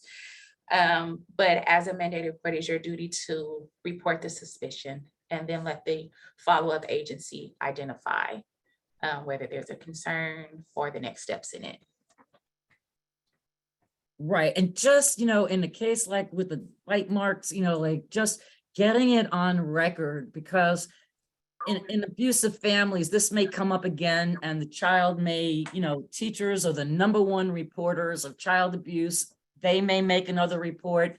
And sometimes when one report doesn't rise to the legal level required for an investigation, the fact that there's 5 reports on this child, it creates a pattern and a history that may enable CFS to be able to conduct an investigation. So like where one report may not rise to the legal level of an investigation, the fact that there may be 5 recent reports on that child, none of which are sustainable alone, but the pattern is created, that can really make a difference. So, you know, keep that in mind. It's not a waste of time, even if they don't go out, you've got it in the history. And so it's still important. They couldn't identify it as a bite mark. Now it's there. So like that child may get another report about bite marks. And now they've got, okay, now this is the second report about bite marks. You know what I mean? It can really help in the future for that child if you do make the report, regardless of how it is investigated or if it's investigated, right, Tiffany? Correct. Yeah, because even if they don't rise to what we say the investigation level, there is, every time a call is made or report is made, is maintained in our system attached to that family. So the event that it does make it to be investigated, we have access and history, can go back and look to what was reported. And like Christina said, if there's a history, if there's a pattern, if there's other calls that came in, then we use that in our assessment when we are investigating. And then there's a question from Edith. Are there prevention suggestions from the community support model for this kind of situation? Are there community support models for this type of investigation? Yeah, like are there prevention suggestions from the community support model for like these kind of situations? Ooh, that's very interesting. Wow,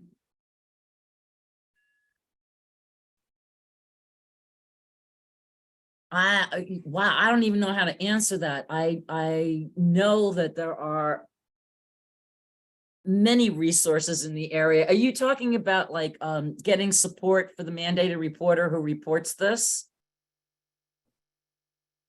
And it seems like nothing is going on, or I mean, there is support. There are parenting classes, there are anger management classes. I mean, there is all sorts of support out there for families if they choose to access them.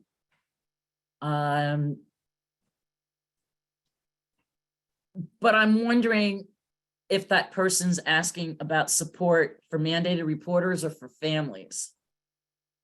Edith said like how to approach the perpetrator from more than 2 years ago. Well, I don't think, honestly, you should approach the perpetrator. Or the other parent. Unless if you're a therapist. There are some people that may interact with the perpetrator, but as a mandated reporter, in this situation, I don't know, I wouldn't advise that you do talk to the perpetrator. She also asked, or the other parent. Well, you know what? It's interesting. Are the parents divorced? Because then it becomes like another matter, a legal issue in courts. Divorces can get messy. The non-offending parent, there are resources, none of them are coming to mind, but like a non-offending parent could seek counseling for herself, counseling for the children, or him or herself. I don't know, Tiffany, do you have any thoughts on this one? That you guys are asking some really great questions. They are. I think it depends on your role within your engagement with the family. If you're working with the non-offending parent, you can also talk to them about setting up safety plans with the child that's still visiting, like checking in when they come back, checking for marks, assessing their demeanor. Does it change from the time that they left to the time they come back? Just asking that parent to be vigilant in their behaviors. And if anything else comes up, then definitely you'll address it at that time. But the only preventative things that I can think of is just being proactive and being attentive to your child. Because a lot of times there is an offender will abuse one child and not the other. So, Right, sometimes as identified victims. yes. Well, everyone, I am looking at the clock. It is now 10 to 11. We're going to 12, and I really want Tiffany to be able to do her presentation and know that if she doesn't get through the end portion, which are the frequently asked questions, know that all of the questions that she would be addressing are in your packets with full explanations. But now I'm feeling like we're only at physical abuse, and I've got to like sort of speed it up to be respectful to Tiffany and her presentation. So I'm going to be speeding along, and we're not going to do any polls. So, every time when I had 2 hours at FJC, I'd say, I think I need 3 hours. And today you guys are asking such great questions. And to me, it's more important to answer your questions than it is to get through the whole thing. But I think next time I'm going to ask for more time. Anyway, so what is signs? Wait a second. We're at, okay, I'm just going to, so with physical abuse, what are we looking for? One is location of bruises. Children tend to fall forwards. Well, people tend to fall forwards, not backwards. That doesn't mean they couldn't be a freak accident. So it's not definitive. But if you see bruising above the neck, the back of the body, soft tissue areas, those should arouse your suspicion to ask the child, how did that happen? It should be just a tip off to you. Those are not normal bruising areas. Normal bruising areas for children would be like the knees or scrapes. Bruises and scrapes would be the knees, the elbows, the forehead, the chin. That's how children would normally fall, and that's how those injuries would show up. So if you see injuries, the back of the body, the side of the body, above the neck, ask the question. And they may say, oh yeah, I tripped over the cat. And then you may talk to the parent and they say, yeah, the child tripped over the cat. Okay, fine. Bruises on other areas don't necessarily mean abuse, but they're very indicative for it. One of the run, don't walk to the phones and make a report would be if you ever saw the imprint of an object on a body. So that could be like an electrical cord, a hairbrush, the 4 finger marks on the cheek, indicative of a slap, ligature marks, cigarette burns, cigar burns. Those are like run, don't walk to the phone and make a report. Burn or bite marks. These are all things physically that you might see. Now, behaviorally, when you ask the child, how did that happen? Does their story make sense to you? If they say they ran into the coffee table, but the injury you're viewing isn't at coffee table height, that would be an area of concern. Is their story plausible? Second, if you were to ask the parent, how did little Johnny get that bruise or a mark? And if the parent's story does not match what the child has told you, assuming the child is verbal, then that's a huge red flag. Change in behavior is an indicator for all the abuses. A child who is passive, who becomes aggressive, or vice versa. And then we talked about bullying. Sometimes bullying is a reflection of that child being bullied. May not be the parents, maybe an older sibling or a neighbor or a teenager on the block or something. But that a child might be being bullied. So a child who bullies, we need to find out why. And then we have a question from Trisina. Sure. Are mandated reporters being trained on how to ask open-ended questions? Yes, and that's part of what we're doing today. And I included in every training that I do, I include questions you can ask questions you should ask and questions you should never ask. And we're going to get to that, which is why I'm speeding through. I want Tiffany to be able to discuss that with you because it's very important.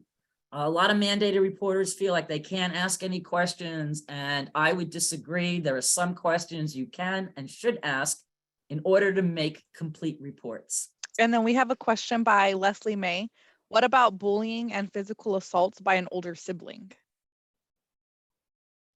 I would like Tiffany to weigh in on this because it depends a lot, like a mutual affray between minors. So if you've got like a 12 and a 10-year-old who are, like having fisticuffs and hurting each other, that's a little bit different than if a 16-year-old, for example, is abusing their younger sibling. And then we would have to ask, are the parents aware of this abuse? What are they doing? Or are they just ignoring it? Tiffany, any thoughts on that question? Yeah, I will say a general rule of thumb is we typically do not place allegations against children. When CFS investigate, we're looking at the caretaker's actions or inactions. So is the child getting beat up by the older sibling and the parent is aware and they're not doing anything about it? Are they ignoring it? Are they encouraging it? Things of that nature. So when we place allegations, it's only going to go against the parent or caretakers. Right. So is there any recourse, Tiffany, for a situation where an older sibling is abusing a younger sibling? Would that be then a law enforcement issue? I mean, what do we do in a situation like that? Because it needs to stop. Yeah, you can definitely make a report to law enforcement. It may warrant a conversation with the parents to see if they're aware of it, so they can try to intervene. Just some of those pre-courses, like I said, if you've done that and they're still constant, then it may warrant a CFS referral at that time because you've done the background to kind of encourage it and redirect, and those measures were not followed up or taken. And it depends on the severity. Law enforcement typically may or may not go out on an older kid harping on their younger sibling. All right. So with physical abuse, you can all read the slide. One of the things that I would want to point out to you is when there is an allegation of sexual abuse on a child, we have, every county has one. Alameda is called the Calico Center, and Contra Costa is called the Child Interview Center. Every county has one, and collectively they're called Child Advocacy Centers. So when there is an allegation of sexual abuse, the law enforcement and CFS cross-report to each other, but it's law enforcement primarily who recommend an interview at the Child Interview Center in Martinez. And the child would, the police would recommend this interview. The child goes, and there are forensic interviewers, mainly one of them who's been doing it for years, a wonderful woman named Pat Morey. And she interviews the children in a child-friendly room and gets them to disclose through play, through art, through conversation. And she interviews that child. It's very important if a child, and the number one way we know about sexual abuse is disclosure. All of these signs and symptoms are red flags, not definitive, but number two, run, don't walk to the phone is if a child discloses sexual abuse to you, you must report. A lot of people go, well, the child makes up stories. Doesn't matter. Statistically, we know that over like 95% of the time, when a child discloses sexual abuse, they're telling the truth. You do not want to roll the dice on that 5% chance that the child is making it up. So you make a report. And then the next step would be law enforcement would set up an interview at the Child Interview Center, and behind a what is it, a two-way mirror or a one-way mirror, I forget, but anyway, there are people behind a mirror that the child can't see. The therapist is wearing an earpiece, and the people behind the mirror will whisper the questions they need answered to her, so that she is the only one interviewing this child and all these people. And who are these people? Law enforcement, district attorney, forensic dentists, forensic pediatricians, sexual assault nurses, social workers. It could be anyone that would get involved in this case. And she's the only one interviewing. It is videotaped. The child is not lied to. They're told it's being videotaped and it's admissible in court. So the wonderful thing about all of this is that it has decreased the amount of children who have to testify in open court against their abuser. It has not eliminated it completely. There are some cases where a child still may have to testify, but it's eliminated most of it. And so that's good. The conviction rate has gone up. And it's very important when a child discloses sexual abuse to you, you do not ask them any questions about the event. Can you ask them questions about like, well, when did this happen? Where did this happen? And hopefully they disclose to you who the perpetrator was. Absolutely, you can do that, but you do not ask the child any questions about the specific event because children have certain coping mechanisms. If the mandated reporter asks questions, and then the social worker asks questions, and then law enforcement asks questions, and then the DA's office asks questions, the child is overwhelmed. They're reliving their experience with every recounting. They start to believe that you don't believe me. Why are you all asking me the same questions? And so it's just very good for, it's best practice for that child. Sometimes when children do disclose sexual abuse and they see all of a sudden all of this activity, they may recant what they told you. And it doesn't mean it didn't happen. It means they want the circus to go away.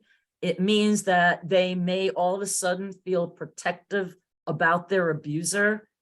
And so if children lie about sexual abuse, it's usually under those circumstances, not that the abuse didn't happen. So we have to be really careful when we work with children who disclose sexual abuse. And we'll be covering some of that as well.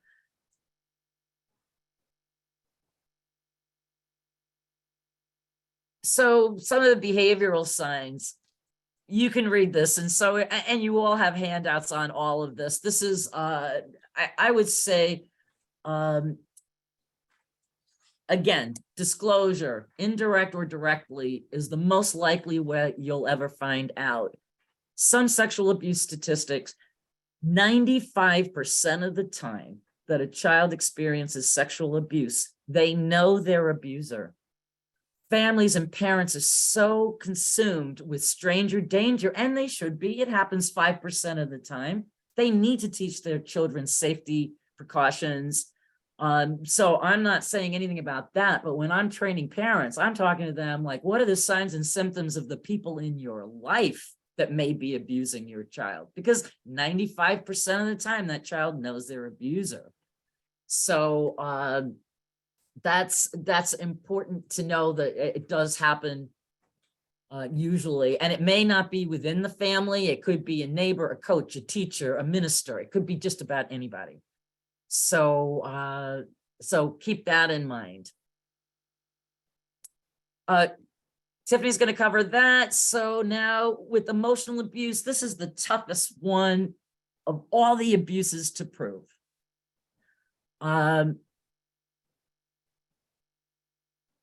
Emotional abuse in the law, what it says, you must report neglect, sexual abuse, and physical abuse. It says you may report emotional abuse. And yet we can all agree that there's an emotional component to all of the abuses, but on its own, it is the toughest to prove for the people who do investigations.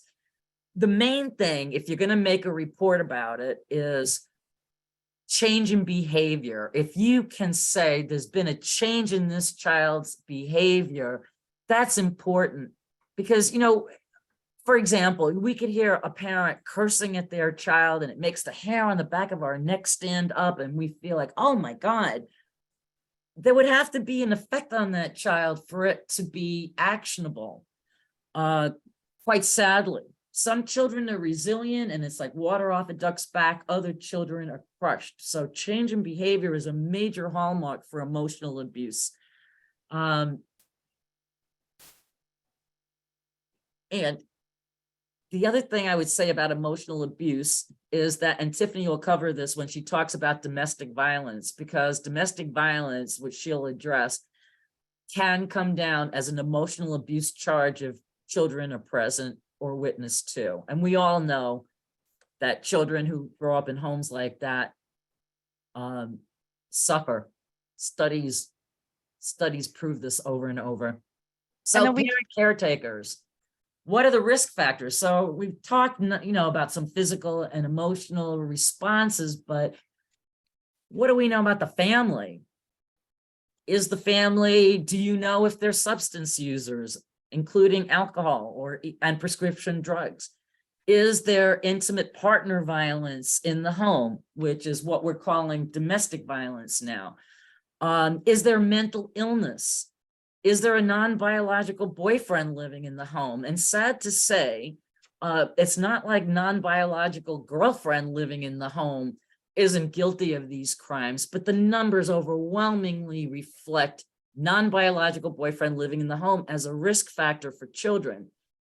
Now, that doesn't mean that every boyfriend living with mom who has children is abusive. If you're suspecting abuse and you know this may be just something, a tool in your toolbox to help you come to reasonable suspicion. Cultural isolation. People come to this country. I train Afghan refugee families every year, and they come to this country. They can't read the street signs. Usually one of the two of them is working multiple jobs to keep the family afloat. And typically it's mom left at home with the kids with no support systems in place. No friends to talk to discuss parenting issues, like the things that we might all do. It becomes very difficult for them. And then there's the culture difference too, as to what is acceptable and what is not. And so cultural isolation is a risk factor, not a determinant. And then the cycle, and the news on this is the cycle of abuse. 1/4 to 1/3 of abused children do go on to abuse their own children. However, that means 2/3 to 3/4 of abused children do not go on to abuse their children. So prior abuse isn't necessarily like a slam dunk.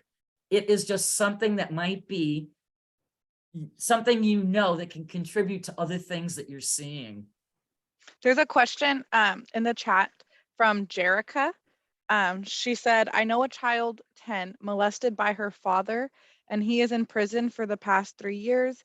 He's defending himself and no trial still. The child now acts out watching porn, seeking older men, boys online. She needs help. Tiffany?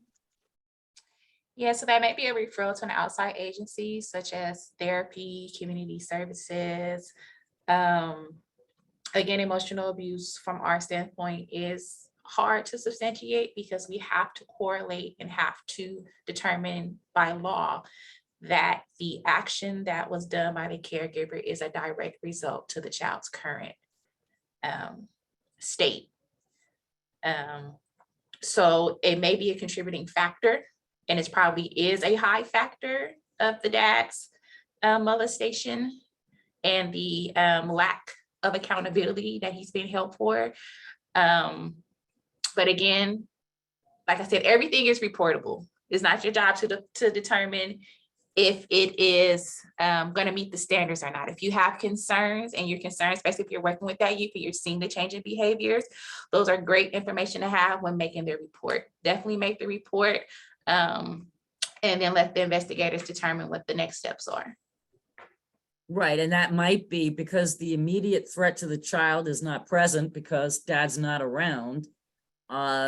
It may be like setting mom up with, depending on affordability, whether like, seeking counseling, that child needs help. We got to help that kid, whether it's community-based organizations or children and family services. That child needs help. Yeah, Um, that's what I was thinking too. But I feel like the mom, when these different trials or court dates come, it's like it's almost it starts up the reaction again, but the mom has not really put her in therapy. And I feel like she's neglectful because she's not getting her help. And now this child is growing up and now have these different ideas about herself and looking out and searching for these things. And also is going to put other people in situations because she looks more advanced and acts more advanced and can possibly put other people in a position where it looks like they molested her when she also is the one that's the aggressor now, even at 11 or 10 or 11 years old, right? Right, so that child needs, yes, I hear your concern. So I would, for first steps, I would make a report and see what happens there. But also try to help, try to get, but see, we can offer to help people, we can't make them. Like if mom's sort of like in denial or in a weird place, you could say, hey, you and your kid need, could use some mental health services or community-based programs that could help you. We can't make, as community-based organizations, we can't force people to access the resources. And see, and then in that case, you're treading into negligence on the part of the mom. So yeah, absolutely make the report. And it could be that then, depending on the investigation, that they would say, Mom, you have to get mental health services for your child. Or this is what we're recommending. And sometimes maybe it's several voices.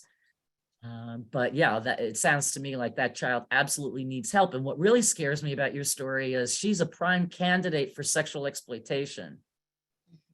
How old is this child? She's like 10, 11. And like, if you see her, she's now fully developed in a sense, and, it's just sad because I know that, she's going to have to eventually go to court. And now, you're talking about it happened when you're 6 or 7 and now you're 10 or 11. And now you got to explain, and if he's defending himself, he's going to be asking, so what did I do? You know what I mean? Like, where did I put it? And now this is 4 years later. That's a long time. A kid's mind to now semi puberty line of mental state, Yes, absolutely. And the average age of induction into sexual exploitation is 12, and Yeah. she hits all the markers. Yeah.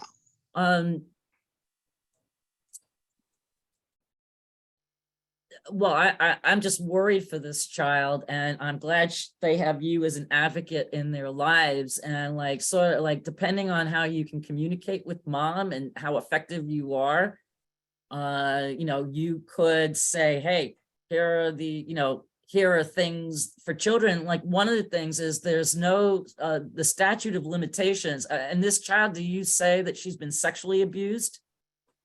Yes. And Okay, so there's this no is one of my statute of friends. limitations. It's a friend of mine. It's her granddaughter. So I'm just trying to, I think she's been trying to tell the mama to get to get therapy, but the mom's like, no, she don't really need it. But I'm like, okay, she's getting older and bigger, and also, accuse some, a uncle of doing something to her. So I just think she's crying out for help. And it's so hard if these parents they're in denial. And then this kid, and then she's going to be, like I said, she's 11, and it's just bad. Personally, I would call law enforcement and make a report to them, because there's no statute of limitations that it was 4 years ago, and see if she can't be set up with an interview at the Child Interview Center. And be an advocate, and maybe make the call with your friend if possible, but mention this child is exhibiting behaviors and I'm very worried about her. And I think she could use an interview at the Child Interview Center, because they also will provide resources for the family. Okay. And, even if it was 4 years ago in terms of sexual abuse, even if it was her dad, doesn't matter. It still is something that is The public actionable. defender, or wouldn't they or shouldn't they be like, they're going to trial? They should be like, hey, make sure she's getting interviewed, make sure she's getting these things as a public defender, because that's who they're defending. Well, who they're Jerica, in a client. perfect world, yes. Okay.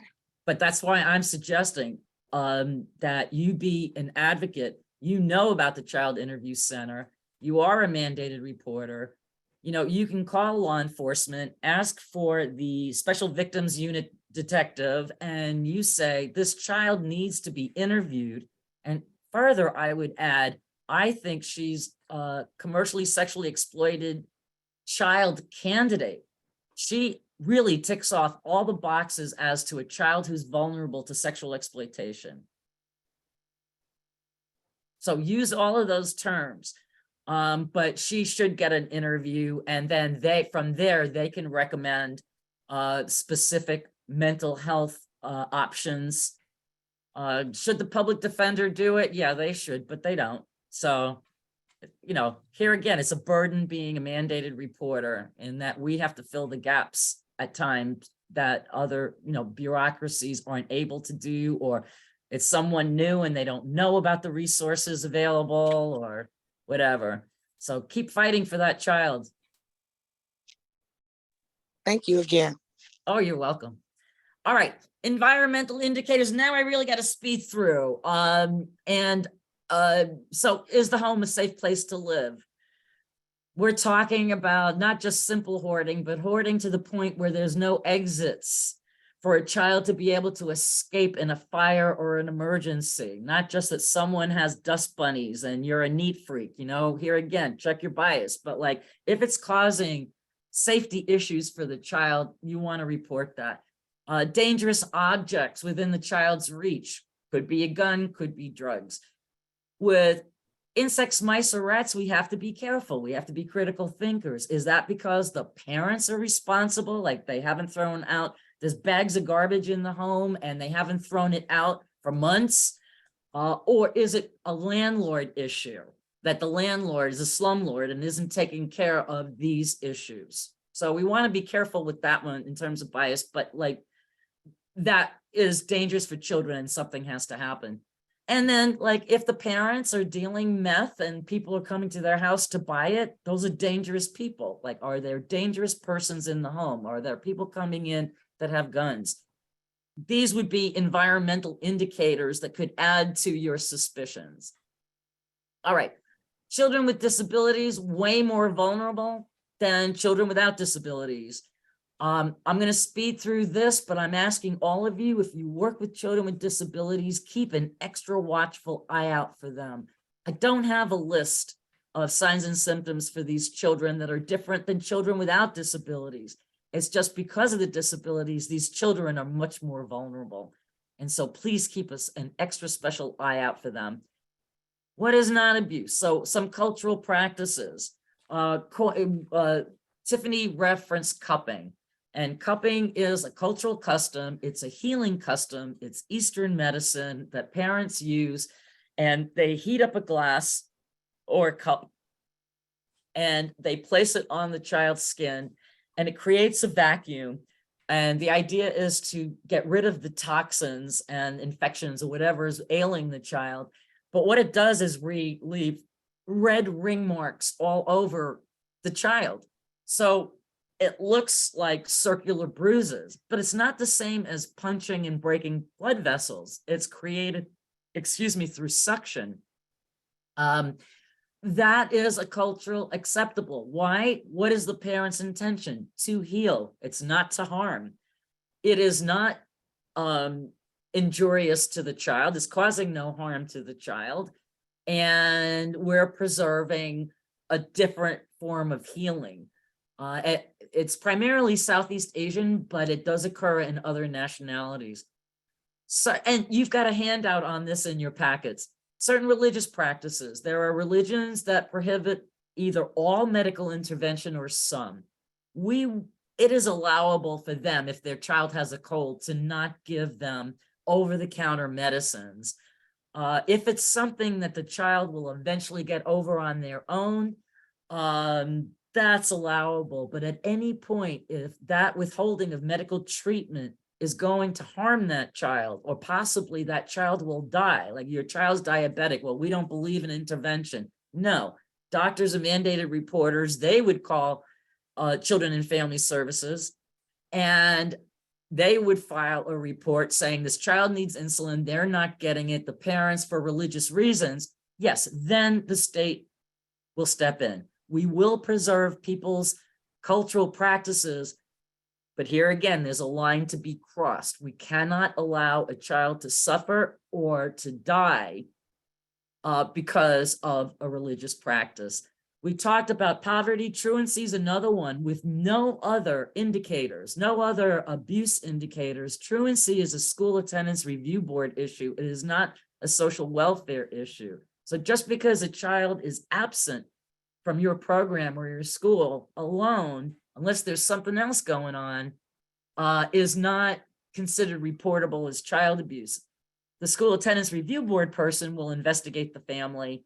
And if they're mandated reporters, if they can determine that there are other risk factors, then they would call it in. But if you just say the kid missed school for 2 days, they have to take your report by law, but they're not likely to go out on it if you have nothing else. We talked about 2 kids fighting. That's not considered child abuse. And then if someone has to use sufficient force, you've got a child you're working with, and all of a sudden they pull out a knife and they're threatening other people. If you have to subdue that child to keep them safe and others safe, that's not considered child abuse. All right, she's gonna, so I'm gonna, I'll tell you what, I'm gonna just highlight the most important things about this because, well, actually, I'm gonna go to the end here and stop sharing. I will tell you that what I just skipped are the legal things you need to follow, like when you need to report, where's the paperwork. I have all of that for you in your packets. So in the interest of time, I'm going to refer you to the information, and you will have my phone number if you have any questions, but I've got it pretty well spelled out what the law requires of you.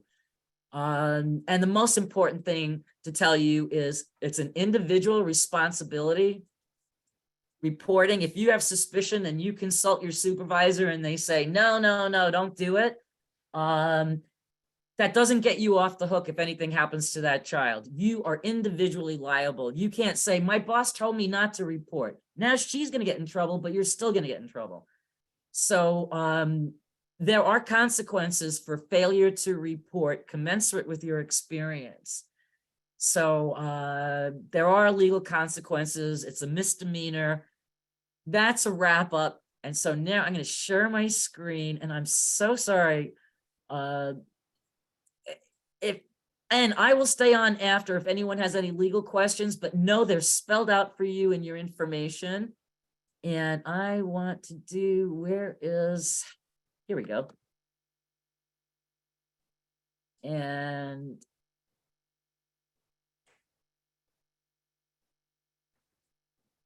okay. As I introduced myself earlier, my name is Tiffany Wren. I am an emergency response or an investigative social worker with Cocoa County. I also manage the hotline after hours. So I am taking consults and reports when you call in either on the weekend or after hours. You may or may not catch me. Next slide. You got next one, Christina? Oh, I'm sorry. I was so busy monitoring chat here. So hopefully by the end of this, you'll be able to alleviate some barriers to making a suspected child abuse report, which we always call SCAR. So if you ever hear a worker say, hey, make sure you fax over the SCAR, we're talking about the suspected child abuse report. Hopefully you'll be able to understand what constitutes a good report and gain a better understanding of what happens after your report is made. I'm trying to push through so that we get to the end to answer some of your. Do we have this handout? Yes. The PowerPoint, you should have been sent this PowerPoint and mine.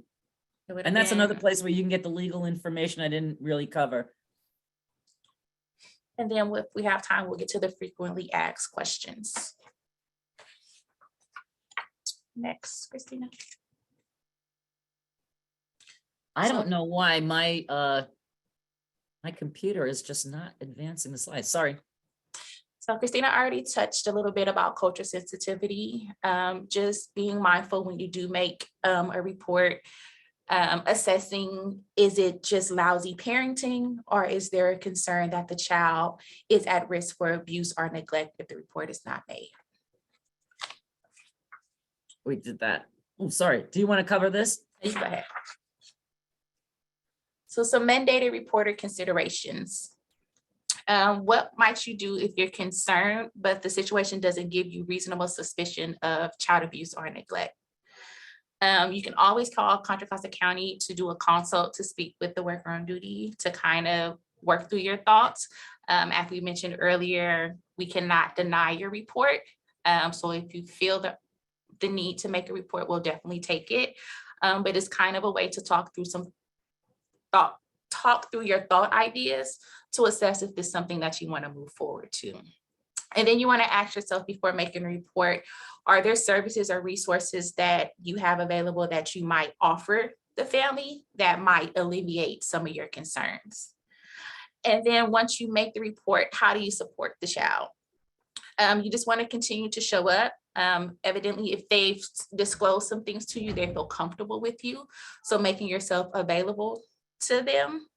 Are there any counseling that's offered? If it's a sense of poverty or malnourishment, are there any lunch programs that you can offer? Is there tutoring?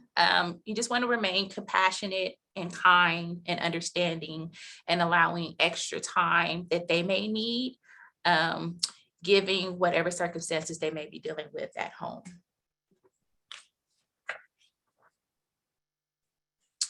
So the CFS hotline, it is a 24-hour hotline that is mandated by social workers. They are actually social workers who have received degrees.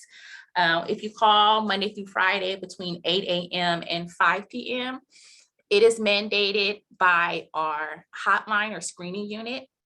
Anytime after 5 or on the weekends, the report is answered through an answering services where they'll take your information, your name and contact number, and then it'll be passed on to the social worker on duty.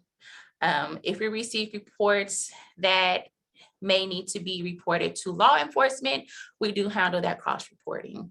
When making a report in Coco County, I know a lot of questions comes up as to, do we report where the incident occurred or do we report where the family lives? So what we do is we want to report where the family actually resides, because that will be the responding agency who would need to go out to investigate.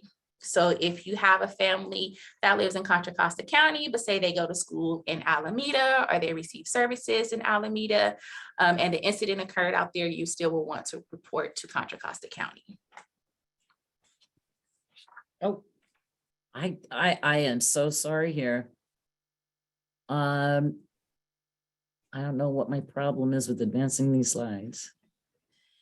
So when you call into the hotline after hours, I want you to be mindful. Monday through Friday, there is only one social worker working for the entire county of Contra Costa County from the hours of 5 p.m. to 8 a.m. And on Friday through Sunday, there's only 2. So if you call and leave a message with the answering service, it may take a little while for that social worker to get back to you. It could be emergency that have came out that they have to go out to investigate. They may have other callers ahead of you. We not only answer calls for CFS, but also for APS as well. So just be patient. We do ask that you provide the best contact number to reach you at, because we may not respond immediately. So if you know that you're going to make the report, but you're going to be leaving work or wherever you're at in the next 30 minutes, you might want to provide a cell phone number and kind of take the information with you so that when we call you back, we are able to get in contact with you to make the report. And you do have to make a live report, means you do have to call in and actually speak to someone. A written report faxed in will not suffice for the actual physical call.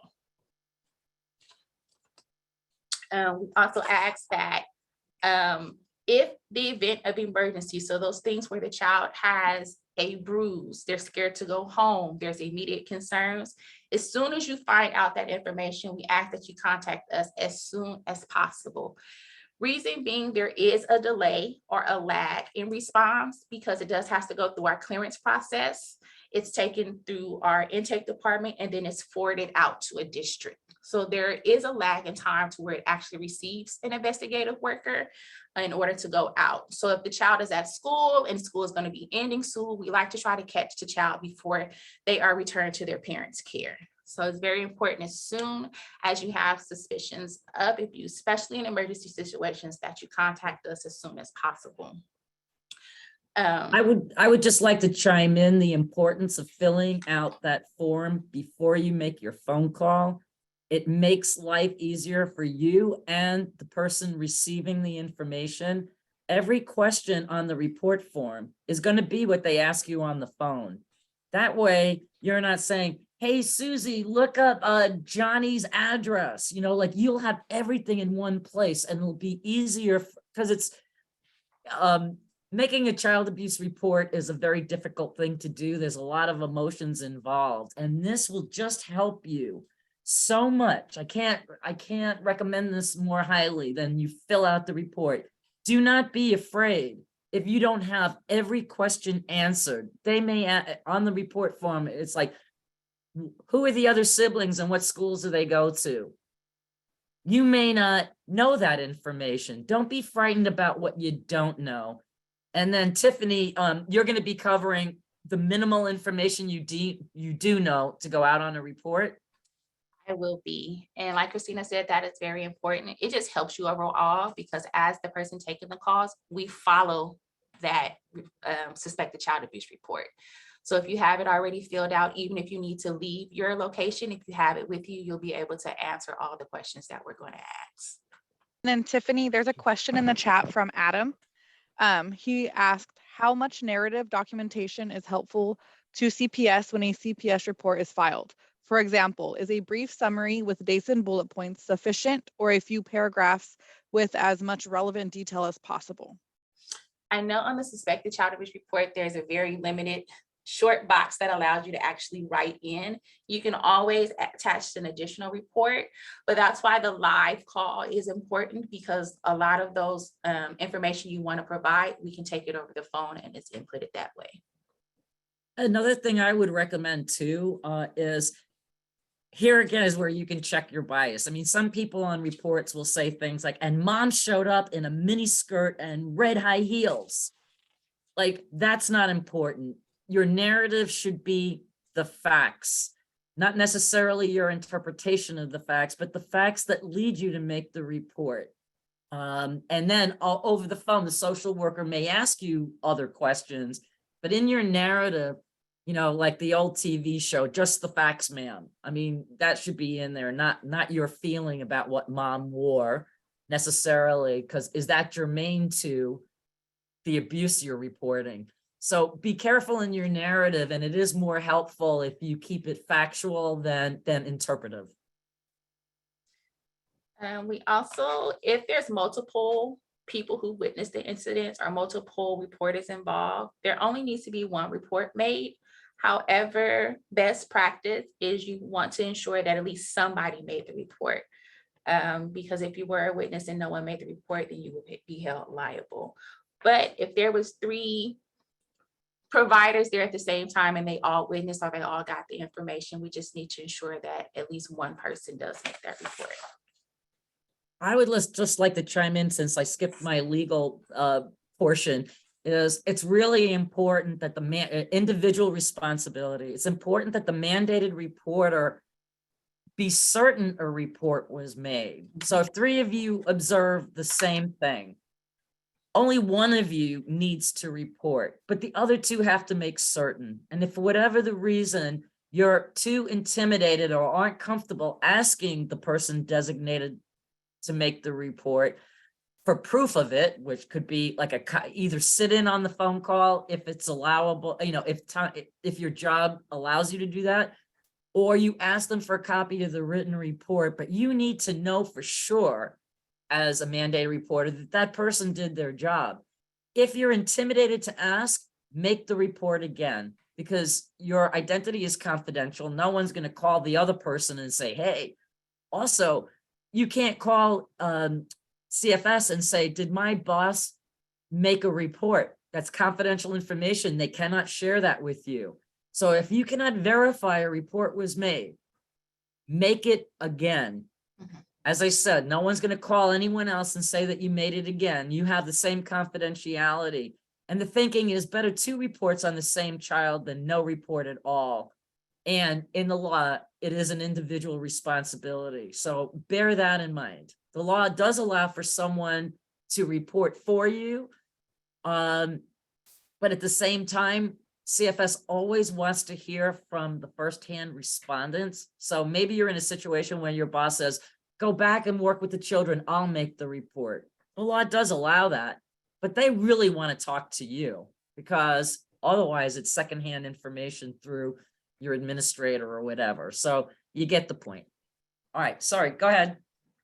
So what happens after the report is made and it's determined that it merits further investigation? Well, there are 2 ways the report is going to be investigated. It's either going to be considered an immediate, which means a social worker has to respond within 24 hours of the report. Those are instances where there are bruises, the child is in the hospital, certain circumstances where there's suspected abuse and the child is afraid to go home, things of that nature that require our immediate attention. Like I said, there is a lag in time between the time that the report is actually made and the assigned social worker gets it. So we typically respond within maybe 3 or 4 hours, give or take. But we are mandated to respond within 24 hours. And if it comes in between a certain time, we do respond by the close of business day. The second type is one that needs to be responded in within 10 days from the date of the report. So after the report is made, it's assigned to a district, whether it's East County, Central, or West County. And an investigative social worker like myself would go over the information and go out to investigate the case. Typically, what we like to do is talk to the mandated reporters and the other collaterals, because again, we might have additional questions. There may be more information you may be able to provide. There may be other information that you've gathered that was not transported into the report. There may be history that you can provide us that our knowledge that you have of the family that wasn't transferred to the report, but that would help us in the assessment of our investigation. We are trauma informed, so we do approach our referrals trauma-based, take into account what may have happened. And then we approach the investigation from what has happened as opposed to what's wrong with the family. Our assessment is critical. We do have main timelines that we have to get to. So, your feedback and availability is also critical and crucial to our investigation. So what do we need from you? We need a good contact number that we can reach out to you, because we do like to follow up with all mandated reporters to get additional information. We may ask clarifying questions. If you make the report and it's an emergency, we may need to know, where is the child at? How can we get to them? If you're at a school setting or a hospital setting, we may ask you to hold that child until a worker is able to get to them. And then we ask that once you make the report, you don't ask any further questions of the child, and do not discuss the situation with anyone else until the investigation is concluded. So once the investigation is complete, there are one of three conclusions to the investigation. Either the information is determined to be unfounded, which is inherently improbable that the incident occurred, or more likely than not that the incident occurred. Inconclusive means we couldn't tell one way or another. We have reason to believe that something occurred, but we don't have enough evidence to support the allegation, so we're unable to substantiate it. And then substantiated means we have reason more likely than not that the incident occurred. With child welfare, we deal with 300 WIC codes, and then we deal with the penal code. The WIC code 300 is what gets us in the door. It's what allows us to step on their porch to ask the questions to investigate. In order to substantiate, we have to meet the penal codes, and that may or may not lead to further escalations.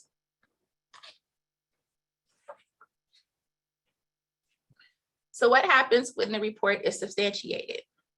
There are 1 or 3 ways that the involvement with the family can go. We can offer community resources to the family, which may means community sources, what we call our differential path, where we have outside agencies that will continue to work with the family without our involvement. At that time, we'll back away and they'll continue to work with those agencies. We have non-court involvement, but at a higher level with our intensive family services, where we have an actual social worker from our agency that will work with that family for 12 months. It's in lieu of court involvement. So although it's substantiated and it could very well be petitionable for court, we take an alternative route to reduce court involvement.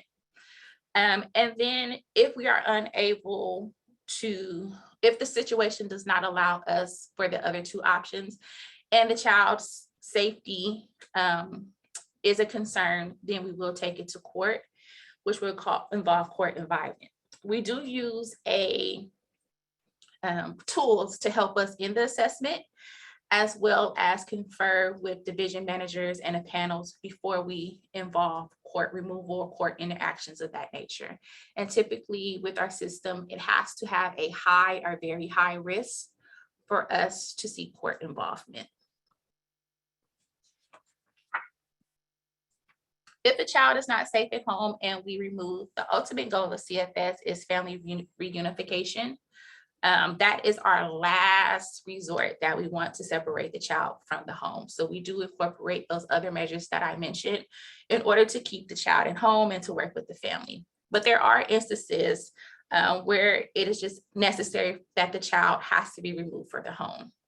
Reunification and co-parent planning is what we do simultaneously. When we take the child out of the home, our ultimate goal is reunification. So our case plans is geared for the parents to reunify with the child. In doing so, we try to place the children with family members, close relatives, close friends that may be willing to take on the child long-term if reunification is not possible. So that's a part of the co-parent to where they will be able to adopt or establish legal guardianship. When the children reach a certain amount of age and those other 2 options are not possible, there's no one that's willing to take the child on long-term, and they reach a certain age, we do have transitional housing through AB 12, which is where we set up housing for the children once they turn 18, some at 16, 17, depending their maturity, to where they are put in like their own apartment that they share, and they develop those living skills, money management works and things of that nature.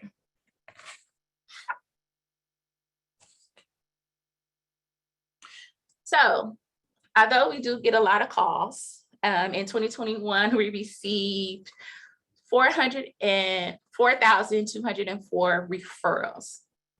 Those are cases that elevated to the level of referrals, because every call does not escalate to it turning into a referral. So out of those 4,000, only 234 of those children were separated from their home. So we do a lot of work in keeping the children in the home and trying to keep the families together. And if you look at the percentage of it, it's only 5% of the children that were actually removed from the home based on a call that resulted into a referral and an investigation. And then on the screen, you have it breaking down by our different counties. East County is one of the larger parts of the county, and we get a lot of referrals out here. It's quite busy, but we're still at 5% in comparison to West. And then, back to the cultural consideration, you might wonder why that is. West has a little lower economic status than Central and then East. So that- Another thing, Tiffany, if I can horn in here, one of the things that we're looking at when we look at this chart is that East County has exploded with expansion, and the social services have not caught up with it. So these would be services that you would refer, family support services, so families could get support. And so there's not a whole, geez, why is that happening? So the good news is that nonprofits and funders of nonprofits are focusing on East County right now to beef up the family supports that didn't grow with the population expansion. And so I just wanted to point that out about East County, but help's on the way. Yes, we definitely need it. And then, like I said before, the ultimate goal of CFS is safety. I know a lot of time when I jumped in to address some of the questions earlier, I always went back to what's the safety concern, what's the harm done to the child. That's the first and foremost thing that we assess when we're looking at families and the behaviors of the child and the behaviors of the parents. And if safety is not something that we could help facilitate at that time, then we look at permanency and then the well-being of the child. So if the child has to be removed from the home, we don't want them jumping from home to home or someone who only can care for them for a short time, which is where the concurrent planning comes into place. We want them to be able to find a sense of permanency if they're not able to return home. Tiffany, I would like to, in the FAQ oh, well, you may want to talk about this. That's important. Yeah. So we have a shortage of foster care families. So if you are interested, which we call them resource families, in fostering a child, or you know someone that would be a good candidate, we encourage you guys to contact the information located on the screen. We are in desperate need of families that are willing and able to take in some of our babies. A lot of times they are held at what's called our receiving center, which is a temporary holding place. Group homes are obsolete, so there's no group homes in the state of California. They're considered short-term residential placement programs. And they have to meet medical requirements in order to get there. And then they're only there long enough to where they're stabilized and return. And then given those conditions, it's a lot harder to find foster placement for those children, given their needs. So a lot of times they're placed in our holding facility, which is only meant to be no more than 24-hour holds. So if you know anyone or you're interested, please feel free to reach out to those. There's a question in the chat. What are the requirements to be a foster parent? There's more information on there, but basically your criminal Love history in your comes into heart. effect. Yes. Love in your heart. And also don't be frightened. You can register for an orientation without getting to see if it's right for you. And they will answer all of your questions and all the supports that are in place for resource families. So don't feel that by attending an information session that you're like somehow committed and going to get bombarded with emails. And then Leslie May has her hand up. I went through the process several years ago, and the lady that came to our house was very, let's just say, I think she was racist. And everything was perfect. Our incomes, our home, our everything. So if we decide to do this again, we have to go through the whole training and all that again. And then I need to know that whoever comes up to my house is going to be, because the minute I know you're racist and you're asking questions that you really didn't have any business doing, because I was friends with the lady who was doing the training and she passed. She was at, what was that, Contra Costa College in San Pablo. And she even agreed that was, this worker was racist. So I just need to know how we can do that. And also, are these for children in Contra Costa County? Because I do know foster parents right now, they're saying they're only getting children from Alameda County. So I just wanted to find out, are these for children in our county? Yes, but we place children all over various counties. So we do coincide with neighborhooding counties because the need is greater than the availability. So as long as you're open, there's a couple of ways. If you were not approved, you may have to go through the course again. If you take in, the way Contra Costa has it set up now, say if it was a relative whose children were replaced and you stepped in as a temporary placement, you automatically go through the certification. So not only will you be able to take in your family member's child, you're now certified to take in other children should your home be available. And then there's another question in the chat from Christina. She wants to know why are there no more group homes? California did away with group homes, I believe 3 years ago. It became a holding ground. So now they want to put something in place that's more, I don't want to say medically clear, but they're supposed to offer therapeutic services to the children so that they're in more of a home environment. We were finding that children were being placed in group home and were aging out of them and were never placed in a home environment, which was an ultimate detriment to their well-being. So Tiffany, what I am thinking right now is in terms of the FAQs, if you don't mind, I would like to, because it came up a couple of times in this training about what kind of questions can we ask children. So can I start with that slide and then we can backtrack or open it up to questions? So when we're asking questions of children, we want to ask open-ended questions, the how, the what happened, where did it happen? You don't want to use closed-ended questions and you don't want to use leading questions. There are times that you may have to use closed-ended questions as a follow-up. So if you say, I noticed you had a bruise, what happened? And they say, oh, I was hit. Oh, what was you hit with? And they go on to explain. You may have to ask certain questions as a follow-up, but you don't want to say, did dad hit you? Did mom hit you? Did it hurt? Or things of that nature. So you want to gather the information in a way that will allow them to offer an explanation as opposed to a yes or no question. Time-specific questions when dealing with children can vary depending on their age.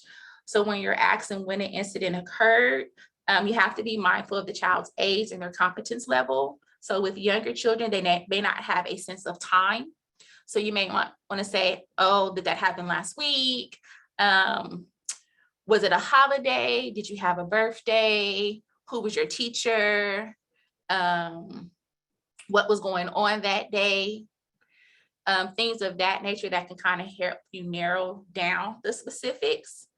But you never want to make a suggestion as to how something occurred. Like, did you bump your head? That will lead to a yes or no question. And that may not have been what actually happened. How did you hurt yourself? Will be a more appropriate question. I think I would like to add, when you're talking to children and you say, first of all, you should like sit at their eye level, reassure them they've done the right thing by approaching you or telling you, be kind and friendly, and open-ended questions get the child to tell you their narrative. So you can say, how did that happen? When did that happen? What happened? Don't interrupt the child. Let them tell you their narrative so that you get an idea of the whole picture. Let them speak. Closed-ended questions are questions that I'm not disagreeing with Tiffany here. I'm just saying when you ask when, how, those elicit factual responses, and you do need to ask that. And she gave you some suggestions. You know, kids tend to remember their first grade, their teacher that year. Or you could say, well, were you wearing a coat and long pants and boots? That could determine winter. Or were you wearing a t-shirt and shorts? That could determine that it was the warmer months. And the great question is, because children tend to remember who their teachers are, who was your teacher that year? That's a great one. So you can ask those kinds of questions. Never ask a leading question, as Tiffany said, suggesting like, did dad do that? Did that happen when you were visiting your grandparents? Did this, you wouldn't even ask a child if a bruise hurt. Haven't we all had a bruise that didn't hurt unless we poked at it? So you don't want to suggest anything. That's the most important thing to get away with, to take from this, is you never want to suggest answers or interrogate a child in that way. You want them to tell you their story, and then you like some details as to the who, when, what, and where, if you can get to that. And just bear in mind that if you interrogate a child, they're going to shut down. So we really need to be very, very sensitive about how we talk to children, but don't think that you can't ask any questions. And that just makes your report that much more informative when you make it, that may enable them to reach their legal benchmarks to actually conduct an investigation. So it's really important. And here again, if you don't have that information, doesn't mean you can't make a report. It just makes for a better report. All right, so Tiffany, which questions do you want to deal with? It's 11:56, or do you want to just Go to- open it up to questions? Go to DV real quick. I'll just touch on that briefly. Oh yeah, absolutely. Very good. So intimate partner violence or domestic violence, is it reportable to CFS? Yes. In the event that the incident occurred while the children were present, whether they were witness to it or not, if they were in the home at the time of the incident, then we definitely want to report it to CFS. Yes. Well, The short end of addition it. to that though, Tiffany, isn't it true that, as I understand, it's not only that a child was witness to, if a child is aware of. If a child says to a mandated reporters, I really worry about my parent because my other parent is abusing them, or my other parent started drinking and I'm worried about my other parent, they're aware of it. So it's not only witness to, but it's awareness of. Awareness of, correct. Because they can go home and mom or dad has a broken arm as a result of DV and they're aware of it. So then that would be something, because we assess it as emotional abuse for child welfare, the witness, the involvement, the knowledge of domestic violence. And then we definitely want to get in to speak with the parents to kind of mitigate those circumstances. And then we have a question in the chat from June. They want to know, did that change? I tried to report DV because children were home, but was told it was not abuse. Ooh. I'm not sure take that what one, county you reported it to. And I would probably report it again. I know for Contra Costa County, we do take all reports in regards to domestic violence. And that's been a lot of our cases, especially as a result of COVID. There's been a heightened reporting. And then Rosa wants to know if you can please show the reporting phone number one more time. Oh, it is all over the place. It's, I do believe. 877-881-1116.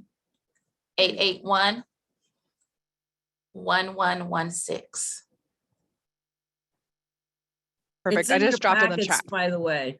All of you should know that on the legal side of your packets, I have a copy of the report form that you can use. I also have the link that you can fill it out online.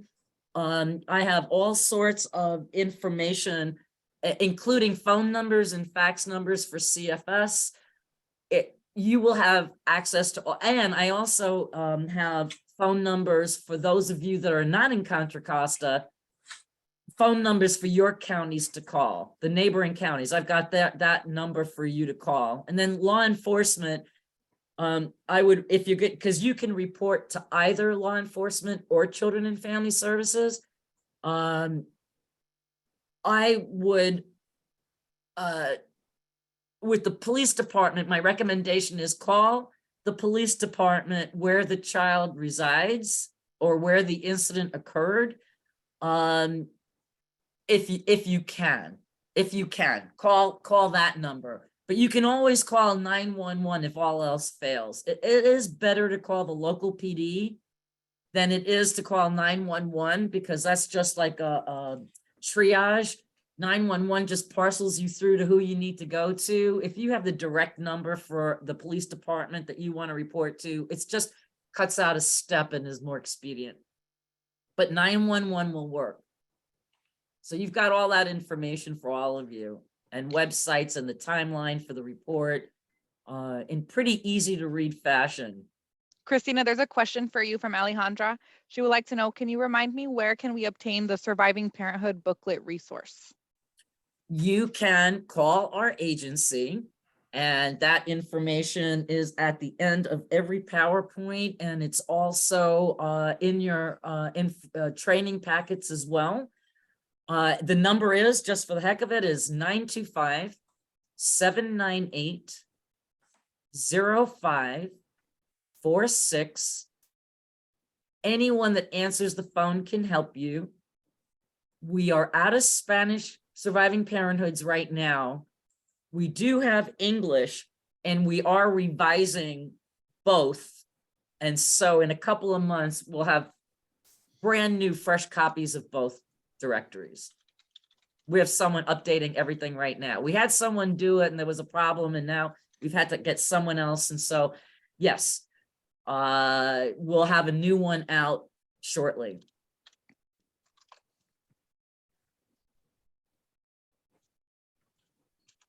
And so, as I'm looking at the time, it's 12:02. And so those, to be respectful of those of you that need to move on, please feel free to do so. If you need a certificate from me, please email me. You'll have my email in your packets, or you can contact the Family Justice Center and they will get me your information. And I would be, Vanessa asked a great question. The question was, is Surviving Parenthood online? Yes, it is. You can go to our website and you can access the Spanish and the English. We just don't have the printed version of the Spanish. So I'm really glad you asked that question. You can access it online.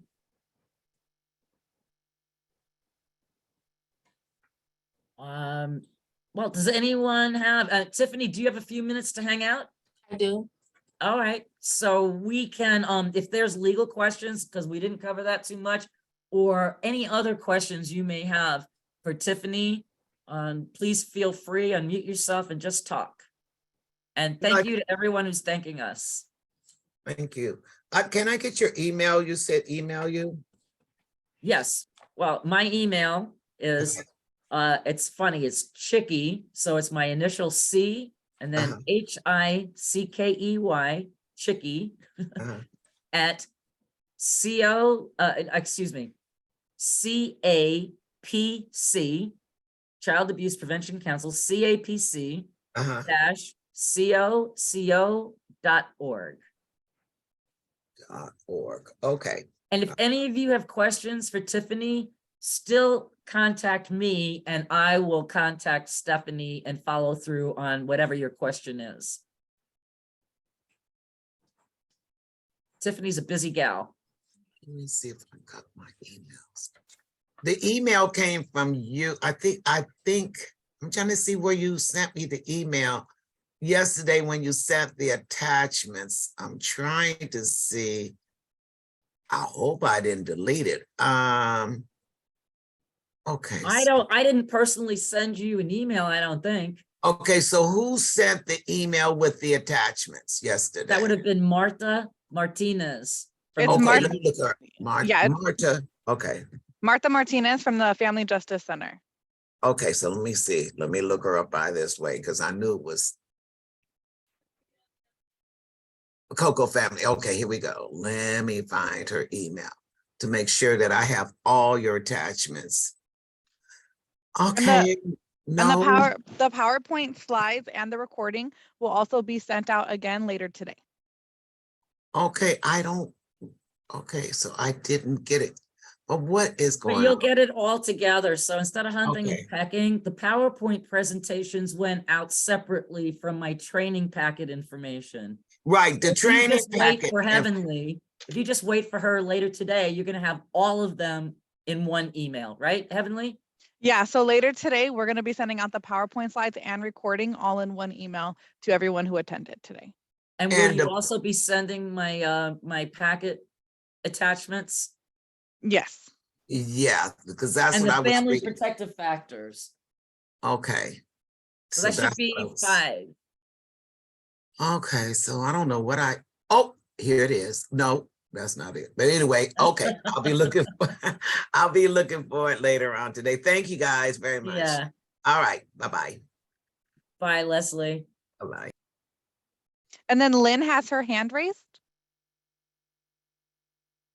Hi, I'm sorry, I have to run. I have a call. Thank you so much. You're Bye-bye. welcome, Lynn. Call me if you have any questions. Okay.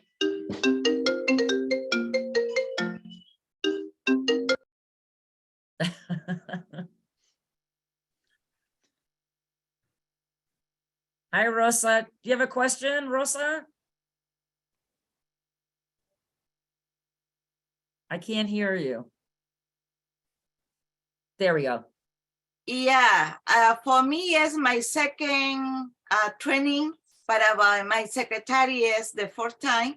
And also we got a childcare training. I'm instructor for the state childcare training. So I like to know more about this training to talk to my clients in Spanish. Well, you know, it's interesting. I used to have a part-time assistant who would conduct these trainings in Spanish, but I lost her. So we're not doing live Spanish training, but that's temporary until we find someone. Okay, so let me know. I'm here. Yeah. Right. And so, so all of you know, I conduct one nightly training every month for Coco Kids.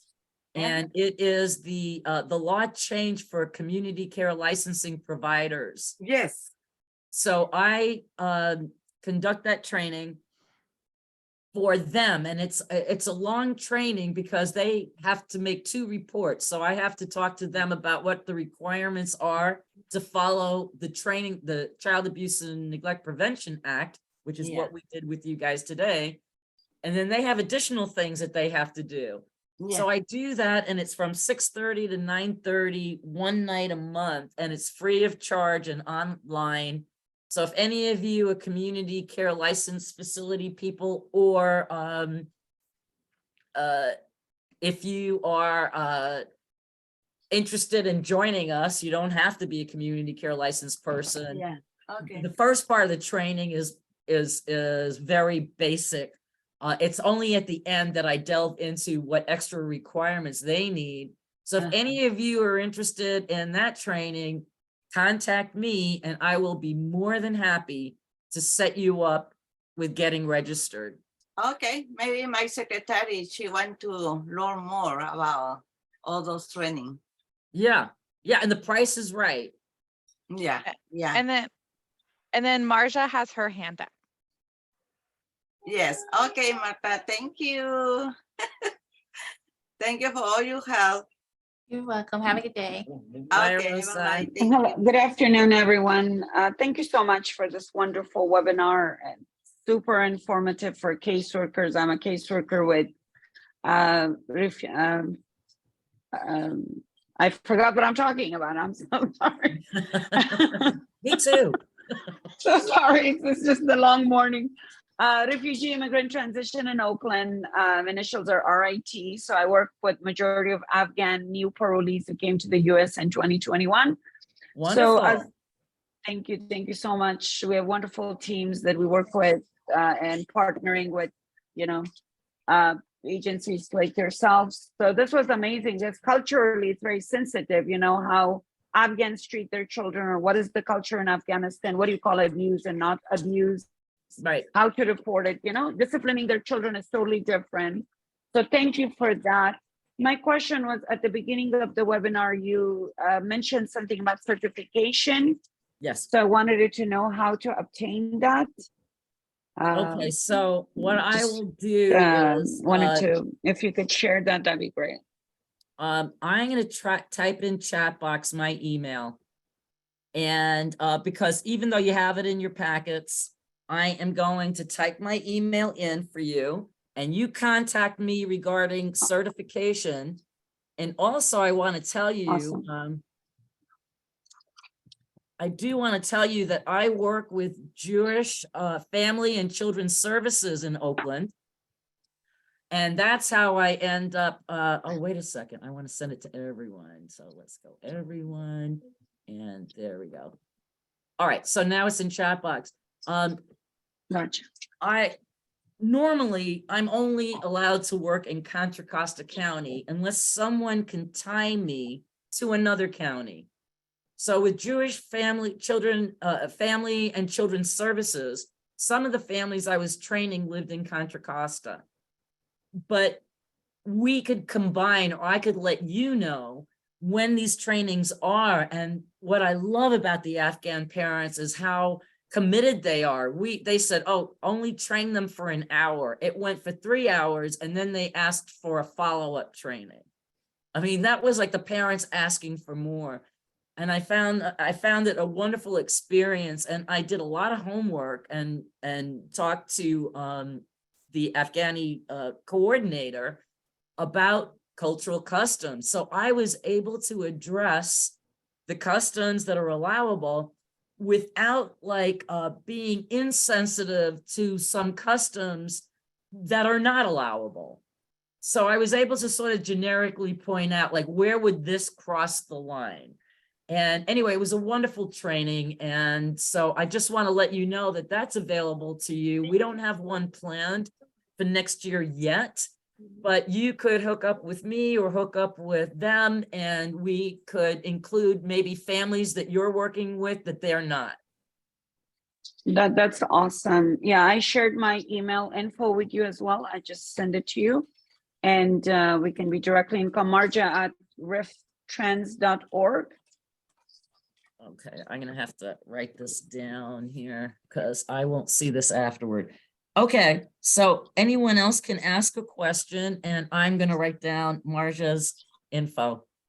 Thank you so much. I really appreciate it. It's great. I think it's like I have clients, or we get contacted, Afghans from different states that don't have these, facilities or these informative webinars or, workshops.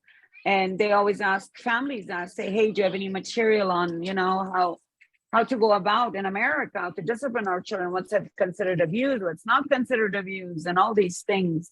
Well, that's It's what really we difficult. cover.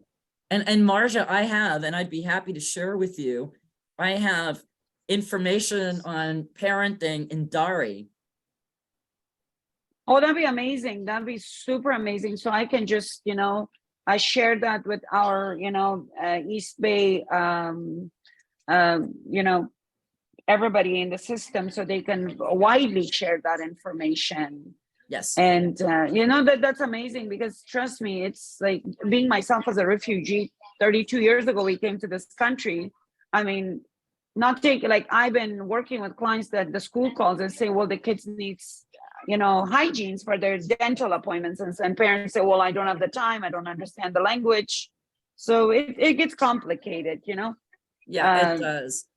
Now, I get know that complicated. Afghanis speak 3 different languages minimum, but Dari seems to be the language that most Afghanis speak. So when I do this training, I have a translator. Okay. Yeah. And it's not like in most Dari, people, so I can't accommodate like every language. no, Dari is fine, because most people can read Dari, because in Afghanistan, we speak Pashto and Dari. That's right. And yeah, so sometimes, because I speak both and I can read and write both. So what it is, like, I can sometimes assist my clients if they kind of don't understand a few words in Dari, or I will explain it to them just in a layman term in Pashto or in Dari. Right. And Because then you've got the they language speak sometimes gets Farsi as complicated. well. Farsi is mostly like a dialect for Iran, but if they spend if they have lived in Iran, they do speak Farsi. But majority of Afghans speak Dari and Pashto. That's would be the Okay. language of, Farsi is for Iran. So it's kind of like a different dialect for them. Most of them don't understand it.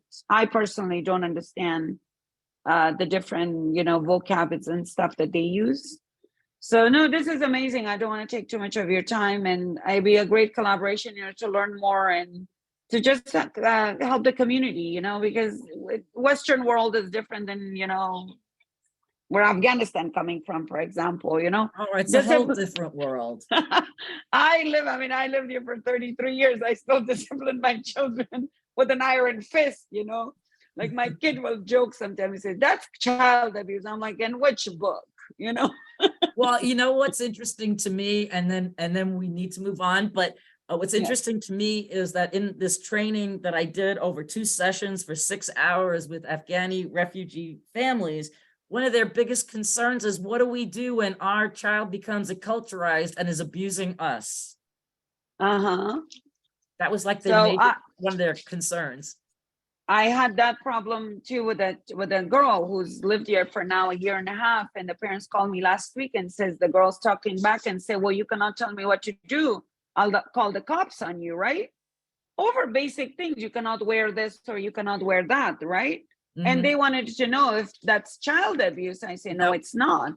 I say that's called parenting, and I'm glad you're doing that because you're basically like, directing her to the right direction, and they said that the things that she's wearing, it's inappropriate in our culture, but she Yeah. wouldn't listen. And so that's where the confusion comes from. And I think once a year, if we do like a little bit of community outreach, and might assist people on what's parenting and what's abuse. Right. And the kids are, as you said, they're using the system against their parents by saying, oh, I'm calling, But the system is aware, and I'm sure like Tiffany could agree with me. There are 2 categories of majorly false reporters of child abuse. One of them is divorcing parents who are like engaging their children in the divorce agreements, and one's accusing the other, sometimes legitimately and sometimes not. That they make reports, and it's sort of like more about revenge. But the other group are teenagers that report, like when they don't get what they want, that's abuse. Like, oh, you're not going to let me have a cell phone? That's abuse. But I can promise you that the authorities are aware of this, and no, it is not child abuse to deny your child things that culturally you're not comfortable with. Yeah, the only problem that we're facing, and it's always been in the community, the children become the adult. Like we always stepped in and translated or interpreted for our parents. Mhm. And when you have that power over your parents, so you can abuse it easily, to get away with things. And so these webinars always assist the parents that know you're doing the right thing, So they asked me to talk to their daughter. Well, it And I empowers them when their kid says, I'm going to report you for child abuse because you won't let me borrow the car. Yeah. It empowers the parents to say, yeah, go right ahead. Well, the parents, they know that what to do in that situation, and they're afraid, and then the kids are saying, oh yeah, if I report it, they're going to take me away. I mean, they don't want to lose their children, Their sole goal in this country is to protect their children from where they came from. And I'm sorry, I don't want to take, I know we're over the time. I just want to share a quick story. My sister was, when we came, she was a baby and she was about 5 years old. She had a fight with my younger brother, and she picked up the phone and called. He said, I'm going to beat you up. And she picked up the phone and called 911. Said, my brother is beating me up. And for sure, 2 police cars showed up to our house. And, when my parents are like, nope, nobody's beating nobody's up. Everything is okay. So that was like the funniest thing in our family, that she picked up the phone, because they taught her at school, if someone is abusing you, call 911. And Yeah, but the child is unaware of what's considered abuse or not, right? They don't know. I mean, some children legitimately think they're being abused when they do things like that sometimes. But so education is absolutely. yeah, but the funny thing was like that. She dropped off. No, I'm here. Oh, okay. Yeah, but it scared my parents because the officers still had to do their job. They came, they looked around the house, they interviewed my 5-year-old sister, And it freaked my sister out that there's like 4 officers is like taking her That's outside and scary. asking her a question. So she was crying. And I came from school and I'm seeing like police officers are standing in front of her house. And I freaked out. I'm like, what happened, right? And my mom is crying and my sister's like crying on the side. It was just Oh my a God. big old drama. She never called 911 again. Well, no, and the police left and they figured out that this was not an abuse situation, right? No. But it was And like scary it's for the very whole family scary, that there's especially if you're officers. refugees. If you're new to this country and all of a sudden these Yeah. big guys show up with guns, yeah, it's scary. Yeah. But My mom but- said they looked in the house, they talked to my brother and my sister. I mean, I don't think ever anyone called 911 again after that. And then the funny thing was that my parents were like getting mad at her afterward, for Mhm. doing it. So it was just the funniest situation. Until this day, no one ever called 911 again. So Right. culturally, as I said, But at the it's same different time, abuse. Marja, to cut the law enforcement some slack, they had to make sure that, Oh, no, 100%. As I Okay. said, they did their job, we appreciate it because this could have been a real scenario, But as Yeah. the refugees and culture, but everybody was freaked out, that.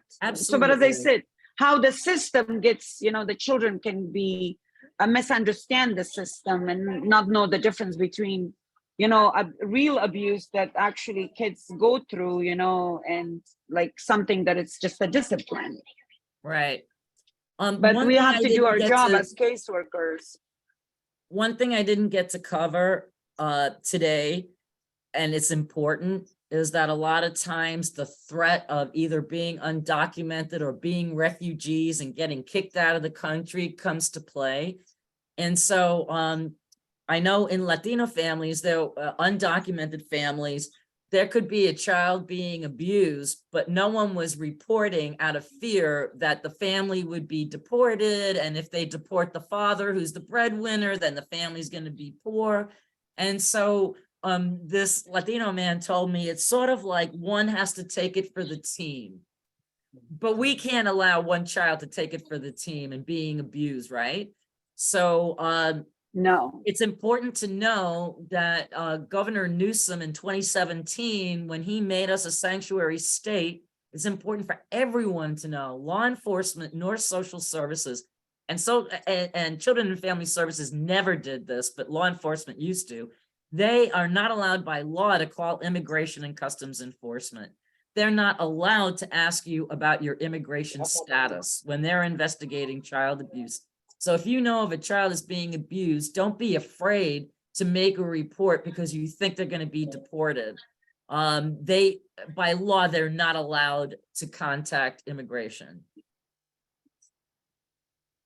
Thank you for sharing that. Yeah, no, I think we cannot be biased, as you mentioned in the training. We need to make the right assessment, and no complaint should go unnoticed, because you don't know if the complaint is Right. because we cannot judge that complaint. We don't know what the teenager household is, or the child household. We can just listen to it and leave that to professionals to make that determination if it's abuse or discipline. Is it continuous disciplinary action, or is just abuse in the house, or neglect? Because we don't know that. We've seen horror stories that caseworkers kind of like come in and don't realize that the children are neglected, and then later on horror stories comes out of homes. So Right, and these to kind of cut social service, to cut children and family services some slack, remember, the law is very strict about how they can get involved in a family's life. They True. have laws they have to True. follow. So we may That's- report it, but what they are seeing and assessing doesn't rise to that legal level of their intervention. So just to say that now, everyone's human and everyone makes mistakes and everyone's got some biases involved. I'm not saying that a social worker could never miss a situation that they could get involved in. But I am saying that's exceedingly rare, and that mostly, Tiffany, weigh in on that one, right? So like social work, the do nothing moniker that sometimes you guys get. Yeah, we get them both. We do nothing and then we do too much. The baby snatchers, right? Yep, we are the baby snatchers. But there are threshold and standardized methods that we use in order to investigate and then determine or the outcomes to the investigation. So if it doesn't meet the criteria, which isn't aligned to the WIC 300 codes for child welfare, then we cannot go out. Right, what you said earlier, and I wrote it down because I'm going to be using it again when I don't train with you, is that WIC 300, what she's referring to is Welfare and Institutions Code 300 A through J. And what that is a list of criteria, one of which must be present to get them in the door. That's how you said it. I loved it. To get them in the door to conduct an investigation. As they're investigating, what they investigate has to fit within the penal code. So they have like two sets of laws that they have to follow. One gets them in the door and the other one gets them to be able to make a determination, right? Yes. But I love the way you said that. WIC gets us in the door and to substantiate, you need to follow the penal code. Mhm. The penal code determines our outcomes. Great. Thank you, Alright. ladies, for this wonderful webinar, really, and workshop. It's absolutely great information. You know, for us, I mean, we don't have formal training as, you know, to look for key notes or key things, you know, if we are talking to clients or anything. So programs like these are absolutely essential. Thank you so much. I really appreciate it and looking forward to connecting with you. Thank you. Thank you, Marja. Thank you so much. Thank you. Okay, anyone else any burning questions before we depart? Oh, they're taking that second break that I never did.